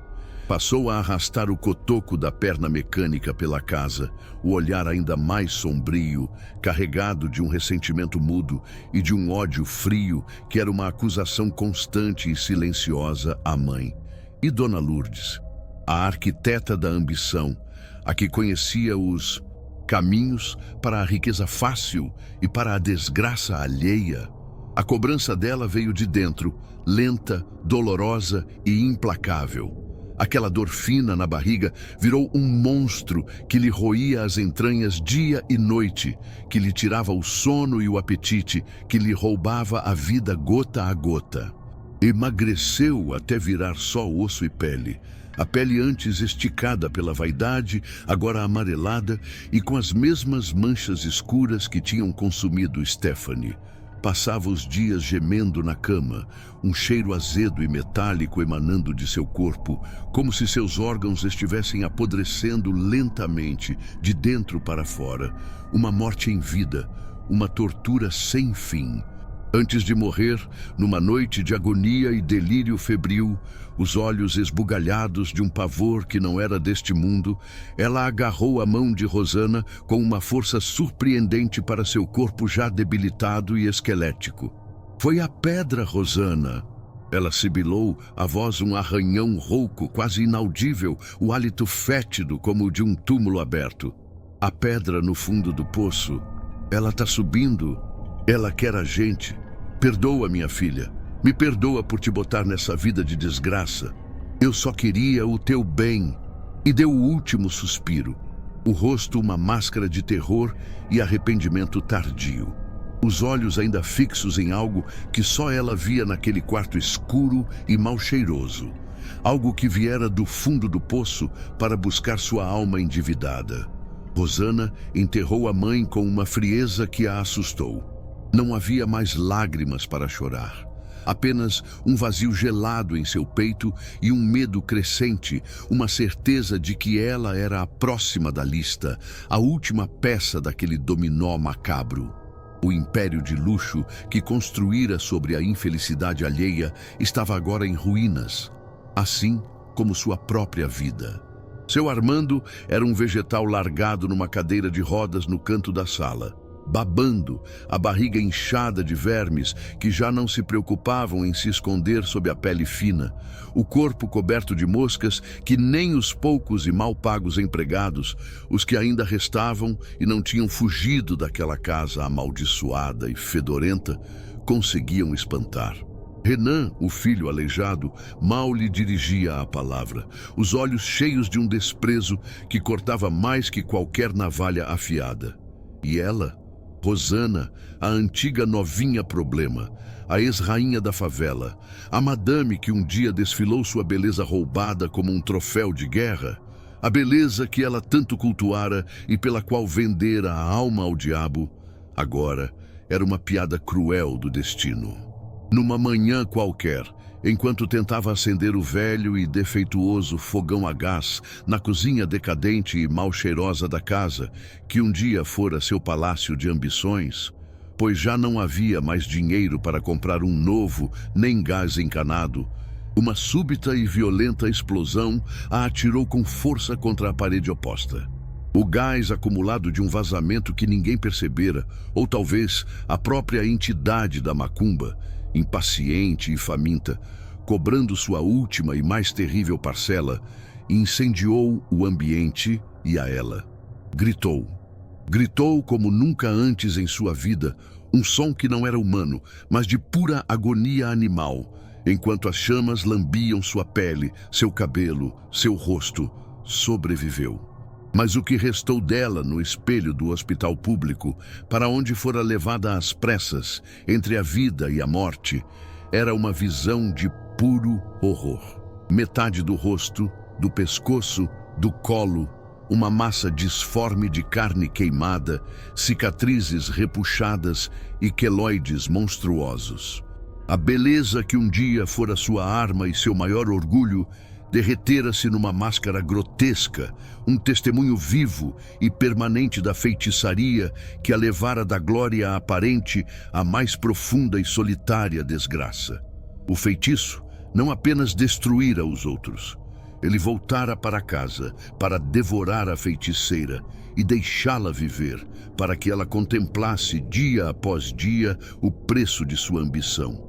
Os anos que se seguiram à desfiguração de Rosana e à morte lenta e agoniante de Dona Lourdes foram um purgatório silencioso e empoeirado na antiga mansão. O rosto familiar da esposa que o enfeitiçara e que agora raramente lhe dirigia um olhar. Em seus raros momentos de uma lucidez que parecia torturá-lo ainda mais, um terror silencioso toldava seu olhar, como se vislumbrasse, por entre as brumas da demência senil e do feitiço antigo, a teia de magia negra que o aprisionara por uma vida inteira. Água! Rosana! Ele balbuciava, a mente perdida num labirinto de feitiço e demência, sem reconhecer o próprio filho que, com uma mistura de dever resignado e um ódio frio que lhe gelava o coração, ainda lhe trazia o copo com água e limpava sua sujeira diária. Renan cuidava dele dia após dia, e a cada gemido do pai, a cada olhar vazio, lembrava-se dos irmãos que se foram. Armandinho, o playboy inconsequente, consumido pelo fogo da própria arrogância e talvez por uma sombra que o empurrou para a morte. Stephanie, a bela, devorada por uma praga de pele que lhe roubou a beleza e a vida, e pensava na vida que ele mesmo poderia ter tido, se não fosse a ambição cega daquelas duas mulheres que o geraram para o infortúnio. Rosana, com o rosto e o corpo marcados para sempre pelas cicatrizes grotescas do fogo, vivia reclusa em seu quarto, um espelho quebrado da rainha que um dia sonhou ser e que por um breve e ilusório período pensou ter se tornado. Os espelhos da casa, antes seus confidentes e cúmplices na celebração de sua beleza roubada, foram todos cobertos por lençóis empoeirados e amarelados pelo tempo, pois ela não suportava encarar a máscara de horror que se tornara sua face. A beleza que ela tanto cultuara, pela qual vendera a alma e destruíra vidas, fora consumida pelas chamas da própria vaidade, deixando para trás apenas dor, arrependimento e uma solidão ainda mais profunda. E a fome ancestral, aquela lasca de prata escura que ela sentia ter herdado de alguma forma do espelho estilhaçado de tia Benedita, ou que talvez fosse a própria essência da maldição que ela chamara para si, essa não a abandonava. Continuava ali, adormecida na maior parte do tempo, mas pulsando em sua alma como um carvão em brasa. Às vezes, quando Renan, em sua rotina de cuidados forçados e silenciosos, se aproximava para lhe levar uma bandeja com comida rala, ela sentia aquela necessidade fria e cortante de sugar a pouca vitalidade que ainda restava no filho e lutava contra si mesma com um nojo profundo, uma repulsa que a consumia por dentro. O que restava de sua humanidade era uma batalha diária, silenciosa e desesperada, contra a entidade ou a energia faminta que agora habitava o âmago de seu ser. Foi numa tarde chuvosa e fria de um novembro que parecia anunciar o fim de todos os tempos, daquelas que fazem o mundo lá fora parecer ainda mais triste, cinzento e abandonado, que a campainha da mansão em ruínas tocou. Um som estridente, agudo, quase esquecido naquela casa de silêncios arrastados e gemidos abafados. Um som que fez Renan estremecer na cozinha, onde tentava, com mãos trêmulas e uma paciência que ele mesmo não sabia de onde tirava, dar um caldo ralo para o pai, que se esvaía. Rosana, arrastando-se com dificuldade, o corpo envelhecido antes do tempo e dolorido pelas queimaduras que repuxavam sua pele a cada movimento, a cada respiração difícil, abriu a porta com um receio que lhe gelou o que restava de sangue nas veias. Parada ali, sob a chuva fina e persistente que lhe molhava os cabelos, já completamente grisalhos, e as roupas simples, mas de um luto elegante e digno, estava Dona Clara, a primeira esposa de Armando, a mulher cuja vida Rosana e Dona Lourdes haviam transformado em um inferno de cinzas, lágrimas e miséria. Dona Clara não parecia a socialite humilhada e expulsa de décadas atrás. A mulher que perdera tudo para a ambição de uma novinha e a feitiçaria de uma mãe desesperada. O tempo e o sofrimento haviam-lhe gravado novas e profundas linhas no rosto. Sim, mas seus olhos carregavam agora uma serenidade fria, uma força resiliente e implacável que Rosana não reconhecia e que a fez estremecer de um medo que não era deste mundo. Um medo que vinha de um lugar muito mais profundo e sombrio. Ela não trazia ódio explícito no olhar. Trazia outra coisa, algo mais antigo. Uma determinação inquebrável. Dona Clara lembrou-se de Armando, antes de tudo. Não do farrapo humano que ele se tornara, mas daquele jovem empresário ambicioso e cheio de vigor, com quem construíra um pequeno império na cidade grande. Do sorriso que um dia lhe aquecera a alma e lhe prometera um futuro sólido e feliz. Lembrou dos filhos que tiveram, dos sonhos que sonharam juntos, da casa que ergueram tijolo por tijolo, com amor, trabalho e muita esperança. Eram memórias que a feitiçaria de Rosana e Dona Lourdes tentara apagar com fel, destruição e esquecimento, mas que a dor profunda e a busca incessante por uma justiça que parecia impossível haviam mantido vivas, como brasas teimosas e incandescentes sob uma montanha de cinzas frias. "Vim buscar o que é meu por direito, Rosana", Dona Clara disse, a voz calma, mas com um timbre de aço que cortou o ar úmido e pesado da mansão decadente como uma lâmina afiada. Rosana tentou esboçar um deboche, uma arrogância antiga que já não lhe pertencia há muito tempo, mas o que saiu de sua garganta desfigurada foi um som rouco, patético, como o de um animal ferido e acuado, prestes a levar o golpe de misericórdia. "Não tem mais nada aqui para a senhora. Nada, seu Armando. Ele não tem mais onde cair morto, coitado. E a riqueza?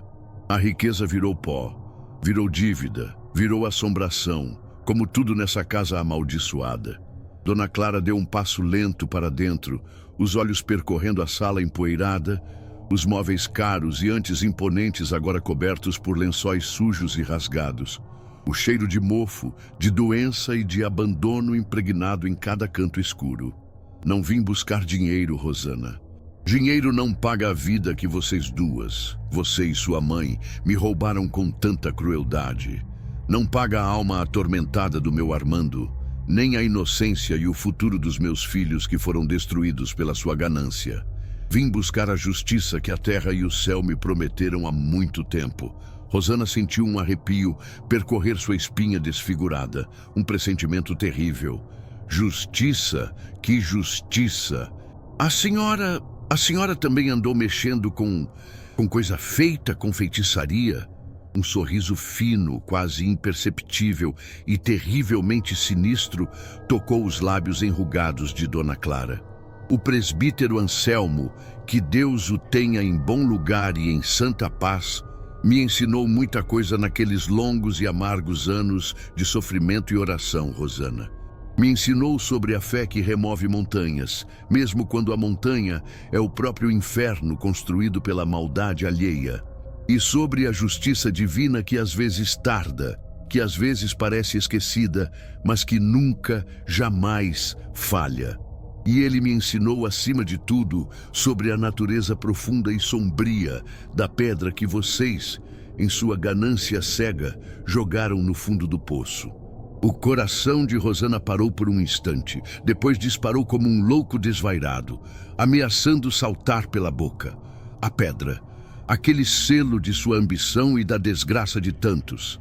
O Senhor não conseguiu tirar, Rosana balbuciou. O medo ancestral começando a sufocá-la. A voz, um fiapo de desespero. Ele não, Dona Clara concordou, com uma calma que era mais assustadora que qualquer grito de ódio ou acusação. A força daquela magia negra era grande demais para um homem só, mesmo um homem de Deus. Mas o tempo, Rosana, o tempo e a dor são mestres cruéis e pacientes. E eles me ensinaram outros caminhos. Caminhos que não passam pela força bruta de homens com cordas e paz, mas pela força da alma que clama por equilíbrio, pela justiça que dorme no sangue e que acorda com o chamado certo. Ela deu mais um passo, aproximando-se de Rosana, que recuou instintivamente, o corpo desfigurado, tremendo de um pavor que não conseguia controlar. Eu soube da sua mãe, Lourdes. Da doença que a comeu por dentro como um bicho peçonhento até não sobrar nada. Soube dos seus filhos, do fogo que levou um, da praga que consumiu a outra, da desgraça que aleijou o que restou. A roda do destino gira, não é mesmo, Rosana? E ela sempre, sempre volta para o ponto de partida para acertar as contas. Rosana olhou para aquela mulher que um dia fora sua rival humilhada e que agora parecia uma enviada do próprio além. Uma nêmesis com o rosto marcado pela tristeza de uma vida, mas com os olhos brilhando com uma força antiga e implacável. O que a senhora quer de mim? Pelo amor de Deus, me diga, já não tenho mais nada para lhe dar, estou acabada, destruída. Quero que você entenda, Rosana, o que é o verdadeiro fundo do poço. O poço escuro da solidão sem fim, da perda irreparável, da dor que não tem nome nem consolo. O mesmo poço onde você e sua mãe jogaram a minha vida, a minha felicidade, a minha família. Dona Clara tirou de dentro da bolsa um pequeno objeto embrulhado num pano branco, antigo e amarelado pelo tempo. Com as mãos surpreendentemente firmes, ela o desembrulhou lentamente, com a solenidade de quem apresenta uma relíquia sagrada ou uma sentença de morte. Era uma pedra, escura como a noite sem lua, lisa pelo tempo e fria, fria como o toque da morte. Rosana reconheceu na hora, com um terror que lhe paralisou os membros e lhe secou a boca. Era a pedra do feitiço. A pedra que ela mesma, com um sorriso de triunfo e maldade nos lábios, jogara no poço há tantas e tantas décadas. Como a senhora conseguiu essa pedra? Rosana gaguejou, a voz um fio, o terror tomando conta de cada fibra do seu ser, fazendo suas cicatrizes arderem, com a mesma força que você usou para amaldiçoar, Rosana. A força do desejo mais profundo. Só que o meu desejo não era de riqueza ou poder, era de justiça e de paz para a alma do meu Armando, que vocês transformaram num farrapo de homem, num zumbi em vida. Os olhos de Dona Clara brilhavam agora com uma luz estranha, uma luz que não parecia deste mundo, uma luz de quem fez seu próprio e terrível pacto com forças que Rosana mal podia imaginar. Mãe Tânia da Calunga, aquela bruxa dos infernos, te avisou, não avisou, que a pedra no fundo do poço guarda segredo e guarda vingança, e que um dia, com a força certa, ela poderia querer subir. Dona Clara ergueu a pedra na altura do rosto desfigurado de Rosana. Ela subiu, Rosana, e trouxe com ela toda a dor, toda a escuridão, toda a podridão que vocês plantaram naquele dia e que você cultivou por todos esses anos. Naquele instante, Rosana não sentiu uma força física puxá-la, nem seu corpo se liquefazer. Sentiu algo infinitamente pior. Um frio gélido emanou da pedra, um frio que não era deste mundo e penetrou em seus ossos, em sua alma. Diante de seus olhos arregalados de pavor, a superfície escura e lisa da pedra pareceu ganhar vida, não com imagens, mas com sensações avassaladoras. Um turbilhão de agonia a invadiu. Era a dor lancinante de Dona Clara ao descobrir cada traição, a humilhação de ser expulsa de casa, a fome e o desespero na miséria. Era a confusão e a lenta degradação da mente de seu Armando, seus pesadelos noturnos, sua doença que o consumia. Eram os gritos silenciosos de seus próprios filhos perdidos. Armandinho no instante antes do impacto fatal. Stephanie com a pele em carne viva implorando por alívio. Renan com a dor excruciante da perna esmagada. Eram os ecos do sofrimento do galo preto sacrificado no altar de sua ambição. O medo dos nomes escritos no papel sujo de sangue. Tudo, cada grama de dor, cada gota de lágrima, cada suspiro de angústia que sua ambição e a macumba de sua mãe haviam semeado no mundo agora retornava a ela, multiplicado, concentrado, esmagando sua consciência, desfazendo sua alma. Rosana tentou gritar, mas o que saiu de sua garganta desfigurada foi um gemido rouco, um som de animal ferido, morrendo lentamente. Seu corpo começou a tremer violentamente, não como se fosse ser sugado, mas como se estivesse sendo consumido por dentro por um fogo invisível. Uma podridão espiritual que se manifestava em espasmos de pura agonia. As cicatrizes em seu rosto pareceram se aprofundar ainda mais, a pele repuxando-se sobre os ossos como se quisesse se soltar. Ela levou as mãos à cabeça, os olhos esbugalhados, revirando nas órbitas, não vendo mais Dona Clara, mas o abismo de seu próprio inferno particular. Ela via, não com os olhos, mas com a alma, o fundo escuro do poço. Sentia o cheiro da lama fétida, o peso da água escura e fria, a solidão eterna daquela pedra amaldiçoada que agora era seu espelho, e compreendia, em seu último instante de lucidez aterrorizada, que aquele era seu destino. A pedra não a levaria para dentro dela. A pedra traria o inferno para dentro de Rosana. Dona Clara observava tudo, serena, implacável. O sorriso em seus lábios não era de triunfo, mas de uma justiça fria. A justiça da terra, do sangue, do tempo que finalmente acertava as contas. Você queria o homem, a riqueza, a beleza eterna. A voz de Dona Clara ecoou pela sala empoeirada, calma, mas cortante como uma lâmina de gelo. Mas esqueceu, Rosana, que tudo na vida tem um preço. E o preço da magia negra, da ambição desmedida que destrói vidas alheias, é a própria alma. E a sua encontrou o que merecia, o vazio, a dor, o nada. Rosana caiu de joelhos, o corpo convulsionando. Um líquido escuro e espesso, como fel e sangue velho, começou a escorrer de sua boca, de seus olhos, de seus ouvidos, como se toda a sujeira e o veneno que ela acumulara e espalhara estivessem sendo expurgados de forma violenta e final. Seu corpo enrijeceu uma última vez e então, com um último suspiro que pareceu carregar o peso de uma eternidade de sofrimento e arrependimento tardio, amoleceu no chão. Os olhos, antes cheios de uma malícia ambiciosa, agora estavam vidrados, vazios, fixos em nada. A beleza desfigurada congelada numa máscara de terror absoluto. Quando os vizinhos, alertados por um Renan em estado de choque, que conseguiu se arrastar até a rua, arrombaram a porta da mansão horas depois, encontraram seu Armando, morto em sua cadeira de rodas, o corpo já frio e começando a exalar o odor adocicado da decomposição, os olhos vidrados numa expressão de terror final, como se tivesse testemunhado o próprio diabo vir buscar sua alma.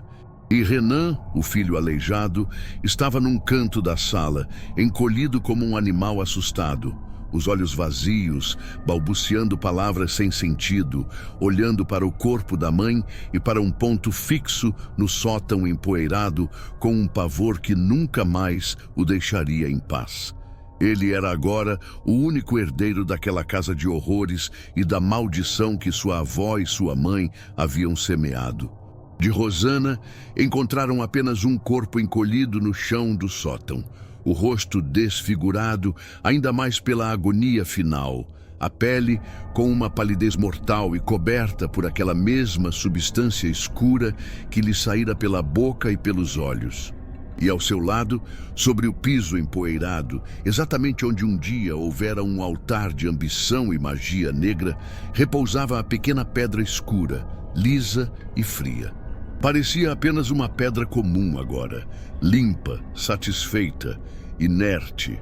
Dona Clara havia desaparecido como um fantasma, deixando para trás apenas o eco de sua justiça implacável. Após a morte terrível de Rosana e a de seu Armando, Renan, agora sozinho naquela mansão amaldiçoada, era assombrado pelas lembranças e pelo peso da tragédia familiar. A perna mecânica rangia a cada passo enquanto ele vagava pelos cômodos frios e empoeirados, a mente atormentada por perguntas sem respostas. Ele se lembrava das histórias sussurradas pela avó, dos rituais secretos, da ambição implacável da mãe. E agora, diante daquele vazio sombrio, sentia que precisava entender a origem daquela maldição que destruíra sua família. Movido por uma necessidade desesperada de encontrar algum sentido em meio ao caos, Renan se lembrou de Mãe Tânia da Calunga. A velha macumbeira, cujo nome sua avó pronunciava com um misto de medo e respeito, poderia ter as respostas que ele buscava. Mesmo hesitante em se envolver novamente com o oculto, Renan sentia que não tinha outra escolha. Ele precisava saber se a maldição havia terminado com a morte de seus pais ou se a sombra daquela magia negra ainda pairava sobre ele. Com poucas pistas e muita apreensão, Renan iniciou uma busca pela velha macumbeira. Perguntou em terreiros discretos, buscou informações em bairros periféricos, seguindo boatos e lendas urbanas sobre uma poderosa mãe de santo que vivia reclusa, mas que ainda atendia a casos desesperados. A jornada foi longa e incerta, levando-o a lugares sombrios e a encontros com pessoas misteriosas que pareciam carregar em seus olhares segredos ancestrais. Finalmente, após semanas de procura, Renan encontrou o barraco de Mãe Tânia, escondido numa viela esquecida. A velha macumbeira, ainda com os olhos vermelhos cintilando numa luz sinistra, apesar dos anos, o recebeu com um olhar penetrante que parecia ler sua alma. Renan, hesitante no início, despejou toda a sua história, a tragédia familiar, a maldição, a pedra e sua necessidade de entender se havia um fim para aquele ciclo de horror. Mãe Tânia o ouviu em silêncio, fumando seu charuto com baforadas lentas e carregadas de mistério. Ao final do relato de Renan, ela o encarou com uma expressão grave. "Meu filho", disse ela, a voz rouca como o som de pedras se chocando. "Certas correntes fincadas no astral são difíceis de quebrar. A ambição chama, a inveja atrai, e o sangue derramado em pacto sempre cobra seu preço. A pedra pode ter sumido, mas a energia da maldade nunca se esvai completamente. Ela apenas adormece, esperando um novo coração desesperado, uma nova alma faminta para se alimentar." Ela fitou Renan com intensidade. "Você carrega a marca dessa família, meu filho. O sangue que corre nas suas veias tem a sombra daquele altar, e a escuridão sempre busca um novo receptáculo. Mãe Tânia fez uma pausa, seus olhos vermelhos fixos nos de Renan, mas nem tudo está perdido. Existem caminhos, escolhas, que podem mudar o rumo dessa história. Mas o preço pode ser mais alto do que você imagina. A velha macumbeira sorriu de um jeito enigmático, deixando Renan com mais perguntas do que respostas e com a terrível sensação de que o pesadelo de sua família talvez estivesse apenas começando. Dizem no bairro que às vezes, nas noites de lua cheia, quem passa perto do velho poço na fazenda abandonada ainda ouve um lamento de mulher, um choro de alma penada pedindo por um pingo de luz, por um segundo de esquecimento, por uma gota de perdão que nunca virá. Mas a pedra, a pedra. Alguns juram que Dona Clara, em seu último ato, a devolveu ao poço, para que o ciclo se fechasse e a escuridão descansasse em seu leito de lama. Outros dizem que ela aguarda consigo até hoje, como um lembrete terrível do preço da justiça e da força que reside na dor mais profunda. E há quem diga, em sussurros medrosos, que a pedra simplesmente sumiu, esperando paciente e silenciosa como a própria morte, que uma nova mão ambiciosa e desesperada a encontre em algum canto esquecido do mundo, e que um novo ciclo de horror, vingança e danação recomece. Porque a cobrança, meu amigo, essa nunca, jamais, realmente termina. Ela apenas muda de devedor. E a fome da escuridão é eterna. E sempre encontra um novo altar. E assim se encerra a trágica saga de Rosana, uma história de ambição desmedida e o preço amargo da magia negra. Até onde a inveja e o desejo podem levar uma pessoa? E qual é o verdadeiro custo de mexer com forças que não compreendemos? Deixe sua opinião nos comentários abaixo. Se você sobreviveu a este relato visceral, não se esqueça de deixar seu like, inscrever-se no Sr. Blackheart e ativar o sininho, pois a escuridão tem muitas outras histórias para contar. E a cobrança nunca termina.